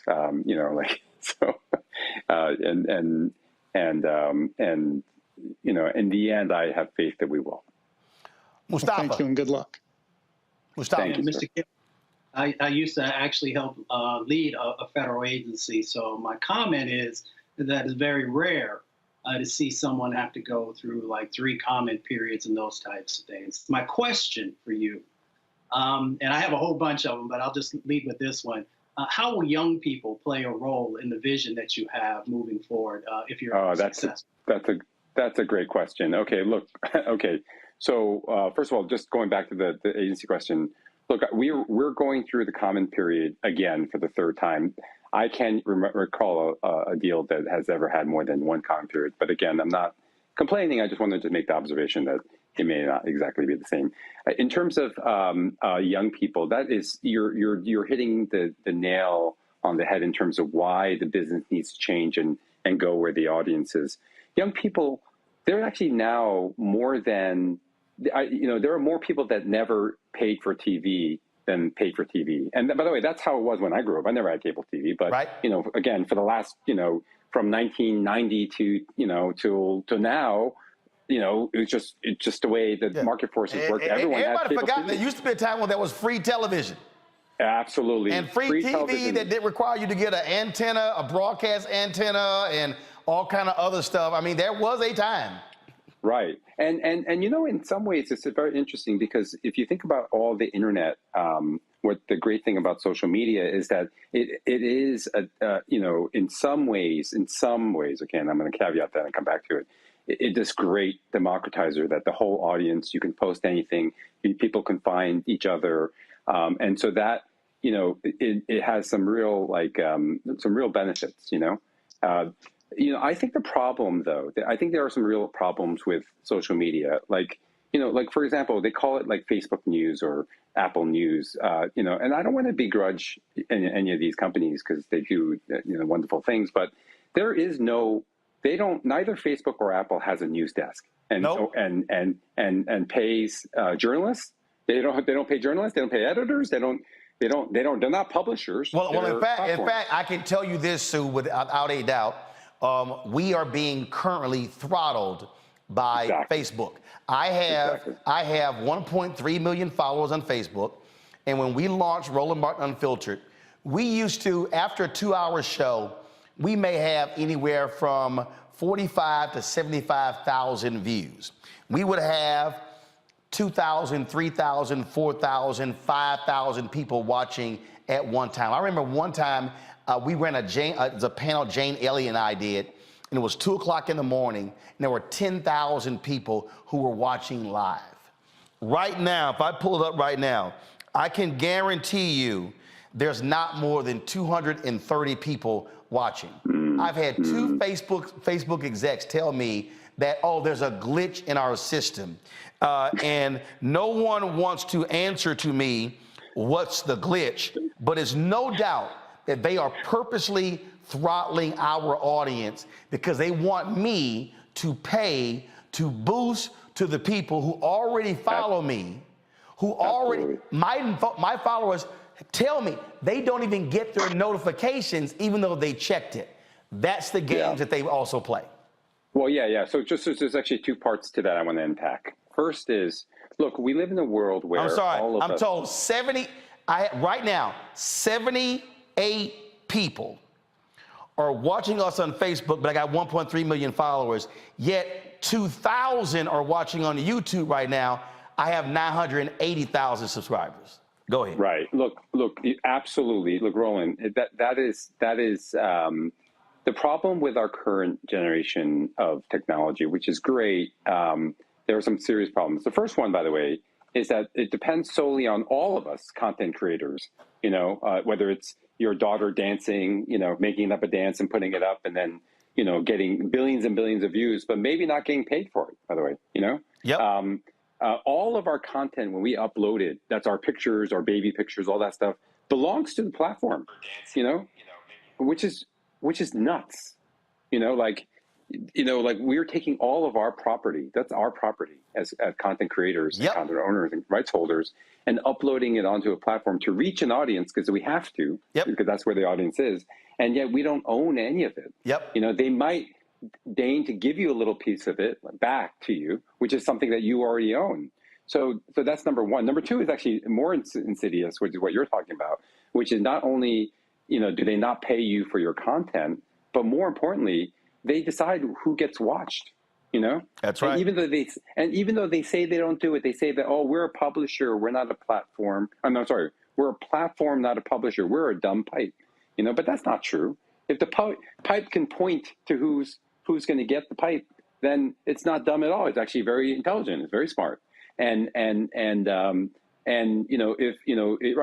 voices are being demonetized and throttled, and that's crazy. And that's not a world. So actually, to go back to that point that you raised, like, well, what's the impact of our deal to young people?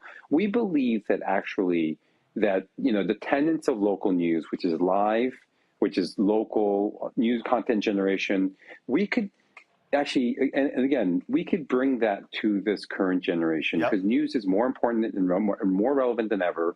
We just have to figure out a way to deliver it, not only on air, which is still relevant, and not only at 6 p.m. and 11 p.m., but also digitally through the phones where people are. We need to, so that's number one, is to reach audiences where they are. And then number two is reach audiences with the content that they want. So, what we're going to do is encourage people to create content for us.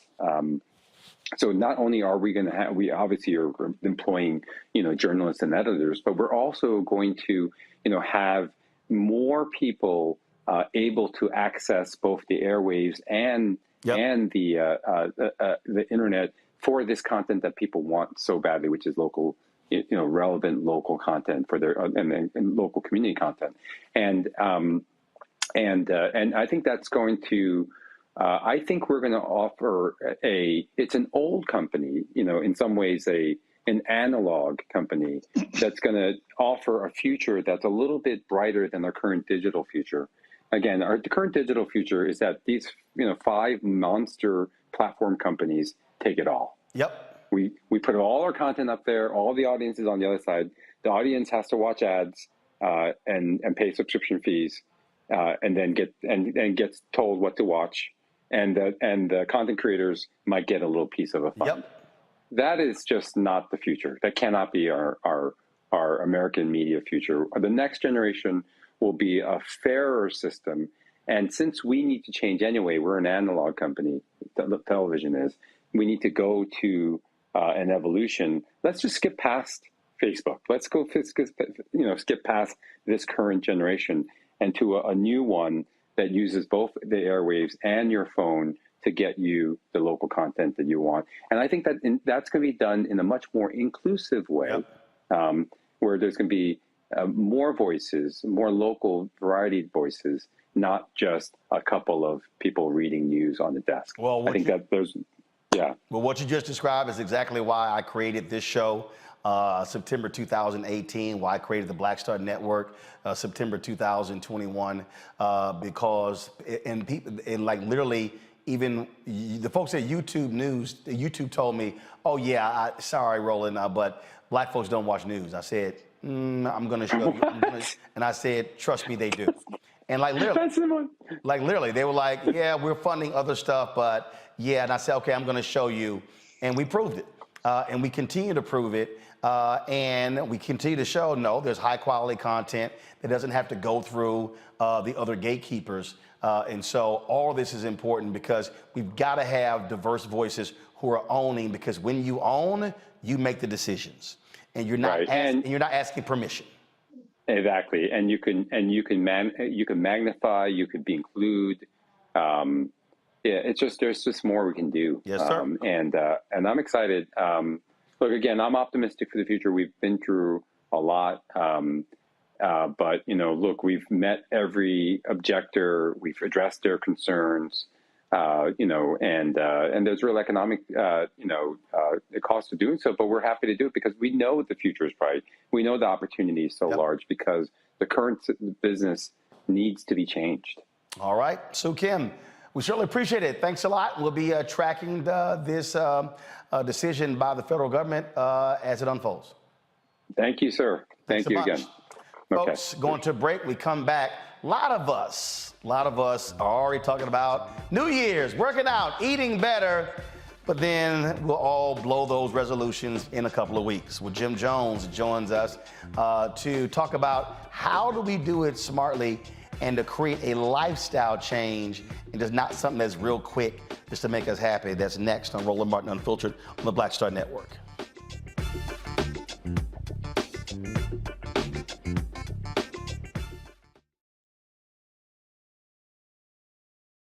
Folks, Black Star Network is here. Oh, no punches! I'm real revolutionary right now. Support this man, Black Media. He makes sure that our stories are told.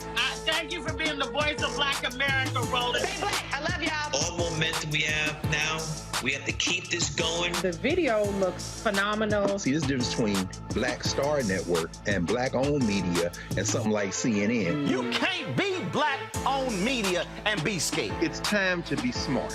Bring your eyeballs home. You dig?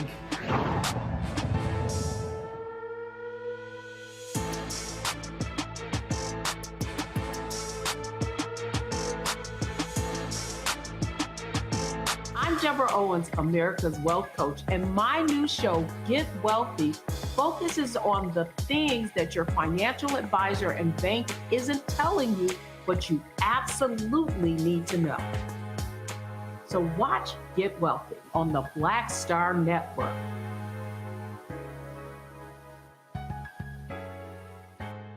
Hi, I'm Dr. Jackie Hood Martin, and I have a question for you. Ever feel as if your life is teetering and the weight and pressure of the world is consistently on your shoulders? Well, let me tell you, living a balanced life isn't easy. Join me each Tuesday on Black Star Network for a Balanced Life with Dr. Jackie.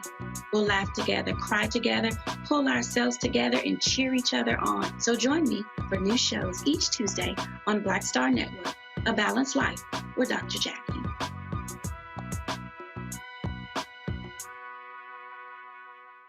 Hey, I'm Arnez Jake. Black TV does matter, dang it. Hey, what's up, y'all? It's your boy Jacob Lattimore, and you're now watching Roland Martin right now. Stay woke.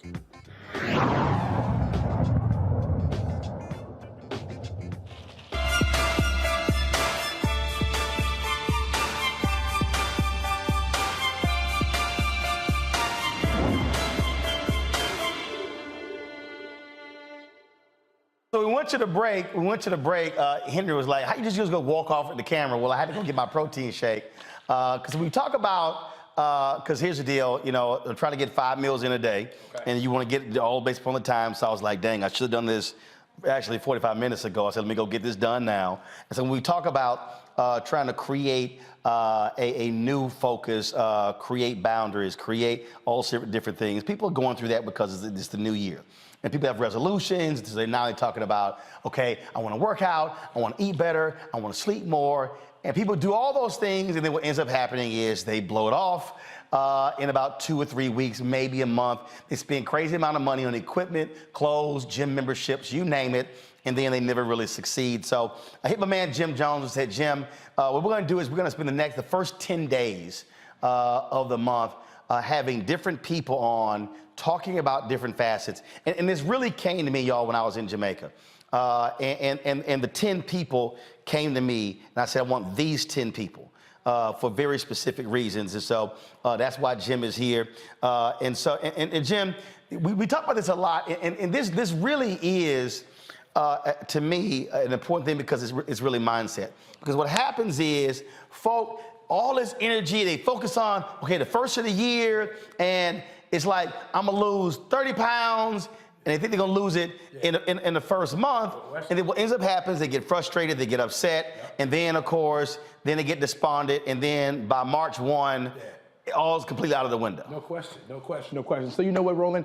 I brought you 3 secrets today. Okay. 3 tips, okay? Because what's happening is people, you get in there, they falling off, right? Right. They get in there, I see them, gym is crowded right now. I just came from the gym, Roland. Right. I couldn't get a machine, couldn't get nothing. I couldn't even check my ID and so many people in there, right, Roland? But the thing is, what's gonna happen is in March, it falls off, right? So I'm gonna give you 3 things, keep you guys in the gym. Number 1, do not bite off more than you can chew. When you set your fitness goals, don't bite off more than you can chew. Don't set these big, illustrious goals. Keep it simple. You know, don't say, hey, I'm gonna go to the gym 5 times a week. If you ain't been to the gym all 2022, you're not gonna go one day in 2023. But also, I think that there are people right now who are watching who, first of all, they can't afford gym membership. For sure, And for so, sure. So the thing is for me, start where you are. Yep, exactly. Start where you are. Exactly. So you understand that, you know what, listen. Because, and trust me, here's what I want people to understand. So I was in Jamaica 10 days. Okay, yeah, I saw it. Get there the first day, really sleep the first day, just fly in, 2 hours to the grill. And so I worked out one day. Yeah. One day, went to the gym, worked out. All right. And normally I play golf on vacation. The golf course and the grill was awful. I played 9 holes, that was it. Okay. So really what I did was I walked, first I walked about 3 miles a day, then I moved to 4, then I moved to 5. For sure. And so ate, we had our meals, had the French toast for breakfast, had the eggs and the bacon, had fruit. I didn't like the vegetables, so I had fruit nearly every single meal. For sure. So I get back today, and I can tell. So I got a massage twice, went to the steam room several times. So I get back today, get back last night, don't weigh myself, weigh myself this morning. So I hit, put my diet together, and he was like, all right, how bad was vacation? I said, no, I lost 7.5 pounds. Yeah. He's like, what? And it really was the walking every single day. There you go. And so if you can't afford, so the thing is, if you say, listen, all I can do is walk 2, 3, I ain't got a treadmill. Exactly. Again, start where you are and just take it slow. Exactly. And Roland, you nailed it. That's what I said. Don't bite off more than you can chew. You get up in the morning, do about 10 squats, 10 push-ups, run in place for a little bit. Fitness is about consistency, Roland, right? And fitness is addictive. The more you work out, the more you want to do it. Roland, I've watched your journey over the past 3 months. You've been getting at it. Well, this morning, what happened was, we landed at 8:30 last night. Took us an hour and a half to go through customs. We finally get out, we go home. and the CBC swearing in was at 9 a.m. I was like, damn. I said, I got to get a workout in. Exactly. Because I know I'm not going to get it afterwards. Exactly. Because it's going to be a long day. So I said, you know what? Get up at 5:30. Yeah. Do 30 minutes on the elliptical. Yep. And I did. Got out of the way. Yeah. Knocked it out. But again, it was just, I had to commit to doing it. Absolutely. And then saying, all right, let's go. Yeah, you know, and you said a key thing. As you were already thinking about the workout before you woke up, right? Working out is addictive. The more you lay my stuff out. There you go. That way I ain't searching in the morning. I was like, listen, I had to lay it all out, and that's what it was. No excuses. Like you said, and Roland, you can attest to this, and everyone else can. The more you work out, the more you're going to want to do it. If you can do 1 day, 2 days, 3 days in a row, 3 day turns into 1 week, 1 week turns into 2 weeks, 2 weeks turns to a month turns to the whole year, right? But that consistency. The second thing is, don't overcomplicate it. Fitness is about movement, Roland. Movement and being consistent in your movement, brother. Dude, that's what I'm telling you. Yeah, no question. By being on vacation, I literally said, yo, I'm gonna walk every day. And again, this resort has a massive sports complex, and I tracked it. I tracked it as well, and I probably did anywhere from 18 to 25,000 steps every day. Okay. And that was just walk. It was like literally. Yeah. I'm just walking. Walking. I wasn't walking fast.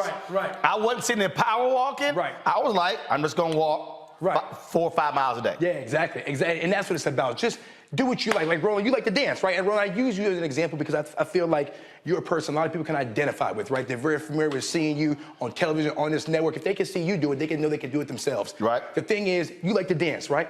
That's working out. Y'all know Roland got loose hips. You know what I'm saying? Your hips real loose for a brother, Roland. My knees work. Your hips a little too loose, Roland. Now, Michael Brown right now a little upset. He ain't as flexible. He's an Omega. Okay. He ain't as flexible. He can't hop at all anymore. We ain't gonna frat shame. No, he can't hop at all. He can't hop no more? He can't hop at all. Okay. All he can do is throw the sign up sitting down. He can't hop. He can't do none of that. Right. See, I'm from Houston. See, Michael, we got, you got Megan Thee Stallion knees. It's a Houston thing. You don't know. But you know, the thing is, that form of dancing, as funny as it may be, that's exercise, right? So if you like to dance, turn on that music, dance 15 minutes a day, dance 20 minutes a day. People don't understand. Moving burns calories, right? That's what it's all about. If you move, you burn a calories, be consistent in whatever you do. And the thing is, if you stay consistent in the movement you like, you're gonna fall into working out. See, dancing, use it as a gateway into getting into the gym. Third one. Yep, hey, my third one is, if your meals ain't right, get about that gym. Don't even get in the gym. If you know your diet ain't right, you're not living right in that kitchen, don't even do it. If your diet wrong, don't step foot in there. I tell people this. I'd rather you take the time to meal prep than even go to the gym. If you got 30 minutes a day, get that meal right first. So today, perfect example. So I have a whole meal plan. I'm gonna go to Mustafa, Randy, and Michael next with questions. For sure. So I got a whole meal plan. Yep. And I knew today I was leaving so early, I could not meal prep. Yeah. I didn't have time. Yeah. So I said, all right, worked up this morning. I did protein shake, green apple in the car. They had all kind of food at the event. Yeah. So they had some eggs and they had some bacon. And I was like, okay, let me hit the eggs, protein. Yeah. All right. So then when I came to the office, I said, you know what? So I went to Chop. Yep. Got me salad, got me salad chicken. There you go. That was lunch. There you go. So that was 3 meals. This was the fourth. There you go. Still got more salad left. Okay. So I'll eat the fifth one. Right. And again, that was just like, and not the key, and I've done it before, so that's why I ain't even tripping. Not succumbing to the snacks, grabbing some cookies, or quickly going to get some fast food because there's like no, make the right option. And then of course having I probably already had 2.5 liters of water. Yep. And you know what the key, the secret to it is, if you wake up in the morning and you don't know your meals, you lost for the day. You have to wake up intentional. You have to have them laid out.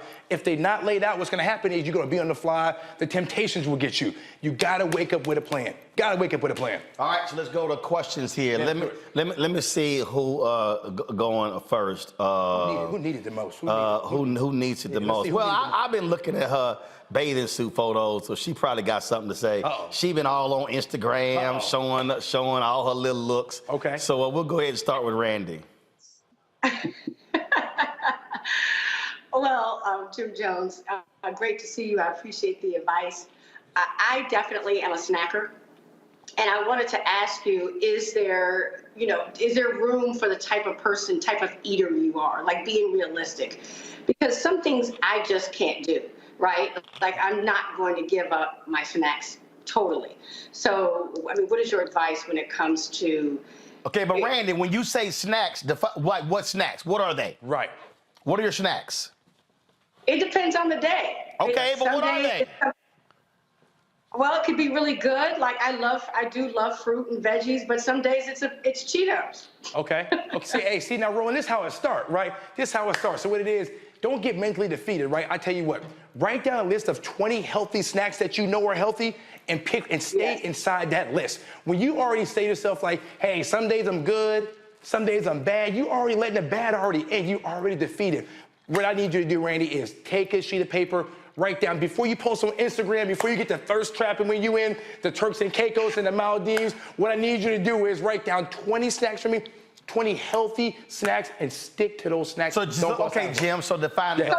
Now, I'm walking, y'all see I'm walking over because I left the water. For sure. Okay, I'm gonna come back to Randy, but what's a healthy snack? So a healthy snack would be, so we're like, peanuts. I like to do an apple, a slice of apple. Okay, hold on. Yep. I hate peanuts. How about pecans? Pecans, whatever. Yeah, cool. Pecans. Right. Almonds. Almonds. Yep. Okay. I love to do get an apple, cut it in half, put peanut butter, almond butter, put that on there. I hate peanut butter, but I'm gonna do the apple. You can do the apple. I can do the apple. Okay. I ain't do the peanut butter. We'll do the. You do the almond butter. Can you do the almond butter? Hell no, man. Come on with that. I'm just gonna do the green apple. Right? Okay. Look, we doing the apple. Okay. Now you being extra. Right. So. Shakes, people don't understand. A smoothie, a shake, that is a meal. That's a snack, right? That's a snack right there. I like pretzels. I just stay away from extra sugars. And that's the main thing. If you snacking, stay away from extra salts and sugars. We don't want anything to spike that blood pressure, raise that cholesterol. Just stay away from sugars and starches on the snacks. Rand, I'm going to go back to you. Giselle. Okay. Giselle on YouTube, I'm gonna cuss you out. Okay. She's talking about, can you ask him to lift his shirt up? You oh man, they gotta. You got to cut a check for that. They gotta cut one of them. Giselle trifling. Randy, go ahead. You about to do a follow up, Randy? Go ahead. I just want to know. So you don't believe in cheat meals, cheat days? So okay, you said a good thing, right? This is the thing. Y'all do a cheat meal, turn to a cheat day, to a cheat life. There's no cheat day. Okay, yeah, you can't do no cheat. Y'all gotta stop that. What is a cheat day? That's a whole day if you're eating bad. And then y'all say a cheat meal, so what happens is, this thing is about momentum. You get one cheat meal. I've been there, and if you do a cheat day, you already know. It becomes a cheat weekend. You already know. And then all the work from the previous 2 weeks is gone in 3 days. Yeah, then gone. You already know. Then February, March, you back at home. You're not in the gym. You're not working out. Then you got to wait till next year, 2024, to start all over again. And that's why I say y'all got to keep it tight for me in these first 4 weeks. You got to keep it tight for me. Got to keep it tight. All right. Who next? Let's see here. I'm gonna let I'm gonna let Mustafa go. He's an alpha, so the mega gonna go last. All right, Mustafa, go ahead. Well, Jim, thanks for everything you're doing. A question, how important is protein for men after they're over 35? Because I run about 4 or 5 miles a day, and I notice when I don't get enough protein. Your ass ain't over 35? No, I'm just asking, because that's when most folks start to slow down after 35. Mustafa, how old are you? Oh, no, I'm way past 35. That's my point. I'm messing with you, Frat. Go ahead. Nah, Mustafa. Oh, no, go ahead. Finish your question. Go ahead. Yeah. Okay, protein. How valuable is like the importance of protein? For sure. Protein is very invaluable, Mustafa. But you know, one of the things over 35, the testosterone goes down too as well, right? So I think the main thing is, what I saw is over 35, your energy level starts to decrease. I'm more focused on consistency in the gym, because if you're working out more, you're gonna eat more, you're gonna crave that protein, right? I need to see men over 35, let's keep the energy and the testosterone levels up. And the way we do that is by making sure we being active. Now, if you wanna know what type of proteins to take, anything lean, chicken, fish, steak, mushrooms. There's a lot of. I know somebody who loves bone broth. Bone broth? Yeah, I don't know if there's a lot of nutrients in that, but I mean, I hear a lot of people do that. For protein? For protein, but I mean, I'd rather you go to the more conventional things. And listen, there are times where I go without eating any meat. You can find a lot of plant proteins too. There's just so many options, but stay away from that Beyond Meat and that fake protein, because if you go into the fake Beyond Meat, there's just so much stuff in there. It's all just fake stuff and just additives and preservatives. Let's just try to stay to the real natural meats, fruits, and vegetables. Michael. So Jones, how are you, sir? I'm good, brother. Happy New Year to you. Happy New Year to you, too. And don't listen to Roland when he's talking about my frat, please. Your youth group? Go ahead. Who was talking about? What was talking about? His little youth group. Okay. His little See, organization. Jim, see, you know why he gets this advantage when he talks about me and my frat? Is because he knows I had one grandfather that was a Q. My other grandfather was an Alpha. So he knows I cannot retaliate when he talks about Because he had one smart grandfather. I ain't go fresh aim today. I go fresh aim.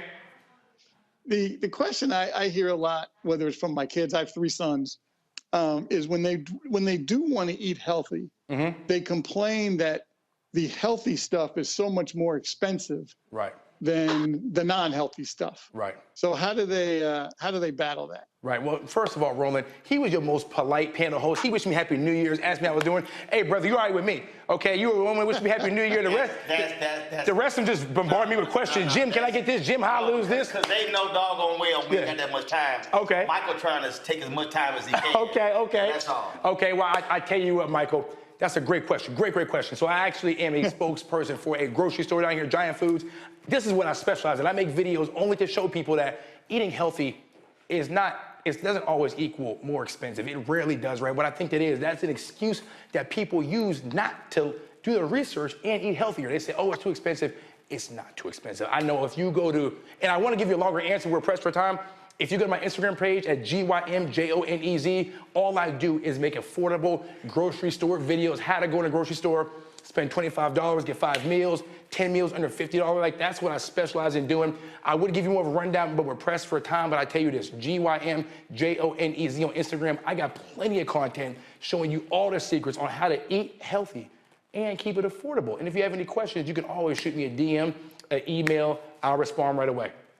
You know, I think that, and again, the reason I wanted to start this way, because again, it really is mindset. It's mindset, and that's really what it boils down to. Right. How do you change your mindset and your approach? And I think for a lot of people, again, they get so caught up and wrapped up. Oh, okay. So come January 1, I'm gonna be in the gym every single day, and I'm just telling people, just real basic, is how you approach it. And again, that's all I did today. In fact, what happened was when I walked the chop. Okay. I didn't order DoorDash. Yeah. It's just 3 blocks away. I walked.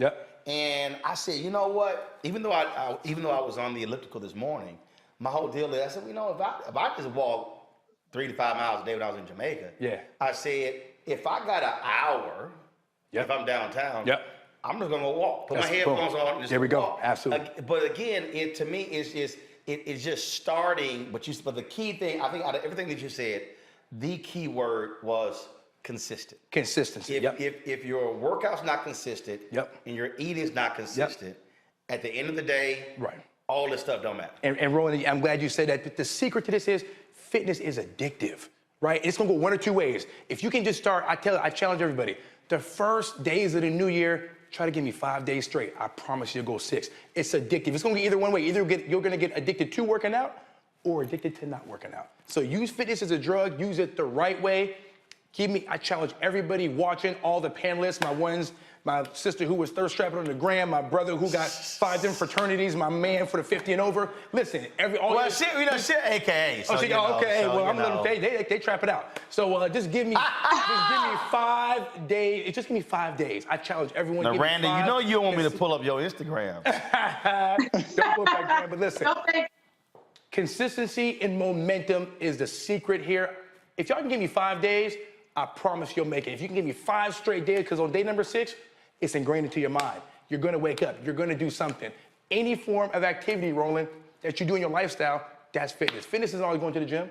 If you wanna dance, if you wanna, if you wanna stroll, whatever divine nine you may be, if you wanna do whatever you do, right? If you wanna take a walk, if you wanna just work out at home, that is fitness. And so we gotta remember that fitness is movement, and movement is a lifestyle, because you got to move every day, right, Roland? And when you say movement, that includes even if you are on the swing set or you're doing cartwheels. Go to my iPad, please.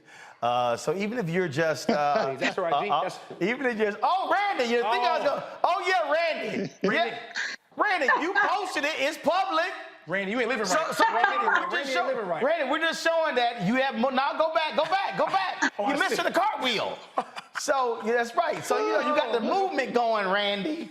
What? You posted it. Hey, Randy, you ain't living right, Randy. Oh, man, Randy, you ain't living right. So let me just say my defense as I try to encourage women that there are no rules. And even for us that are over 50, we can still feel alive and good and healthy in our bodies. And in fact, Jim, you were talking about dancing. Here's Randy dancing right here. Okay. Now, it ain't no protein in that champagne that's in her hand. Right. At least she was dancing. She was dancing. She was moving. But I see the drink moving too, though. So you're saying that movement counts? That movement does count. I just need you to put down the champagne glass. But the movement, hey, Randy, you on the right track. Go back to it, Henry. That movement counts. No, that counts. You're on the right track. We on the right track. See? We on the right track. I'm trying to help you out. I need to get a little lower though. She ain't get a little lower. Get the legs involved. You burn more calories in the legs. She ain't got knees like you, Roland. Hey, Randy, you gotta get a little lower now. Randy, right? You gotta go down. There you go. Randy, you gotta make that thing. Come on, Randy. There you go. Come on, Randy. There you go. Make sure you come back up though. I see a lot of people went down. They don't come back up. See, so make sure you come back up. Michael mad right now. Yeah. Because see, that was Michael. There'll be a pause coming back up. see, Michael mad. Michael said, "Damn, did he just go down and come right back?" You went down. See, Mike, you can't. See, Mike, you can't do that, Mike. Houston knees, Mike. Mike, they said you on a one-way flight, Mike. One way. You go one way. Nah, Take Mike, it one way, down and not up, Mike. That's wrong. Mike get about right here, and then he gonna grab that table right. and hold on. See, you know, Mike, I ain't grabbing nothing. Don't let him do you like that, Mike. Sit here, Mike. You just gonna sit here, Jim, because he knows. Nah, he loves my golf ball. I use the back of my putter. See, right there. What did he say? He said he would get his golf ball out and use the back of his putter. He ain't even trying to bend down. Man, Mike, we gonna work on it, brother. We gonna work on it, brother. One step at a time. One step at a time. I'm gonna hurt my back. No, Mike need a reflexologist. He gonna need all that. All right, well, Mike, next week we'll bring a reflexologist in here. All right, Jim, I appreciate it, man. Absolutely, again, folks. He said give him 5 straight days. Give me 5. Be consistent and ignore Randy and her cheat day snacks and all that. Find you some good snacks. Yeah, Randy, please. put them damn Cheetos down. Please put them things away. Consistency and momentum is what we're shooting for. 2 words: consistency, momentum. 5 days. I promise you'll stay locked in. You'll have a great 2023. Hey, Randy, somebody on YouTube asked, you married? Oh. Hey, I'm telling you, Hey, somebody said, Randy, I'm available. Man. I'm just reading the comments, Randy, that's all. She looks amazing. Boom, boom, boom, girl. Manny. That's Belinda. Belinda like boom, boom, boom.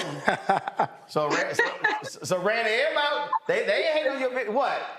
You posted on Instagram, it's public. Trapping ain't dead. Trapping working. There's trapping, it's working. Hey, Randy, it's working. I ain't mad at it. Jimmy J ain't never mad at you trapping. It's to encourage my sisters that we can continue to, own our sexuality, our bodies, be healthy, regardless of the age. I'm here for that, Randy. I'm here for that. Randy, stop blushing. You posted on Instagram. You know everybody want to see. I am bright red right now. I know. You just mad I showed it, but hey, if you hadn't posted it, I wouldn't have nothing to show. I have to own that.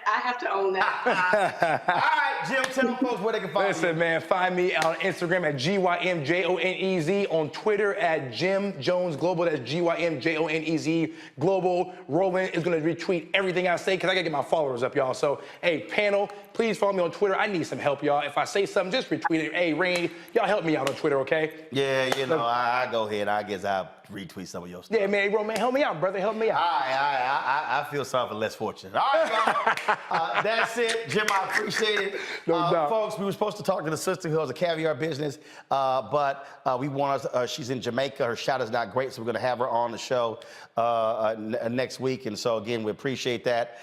Again, if y'all want to support us, what we do. Now, remember, for the next 9 days, and so I want to start today.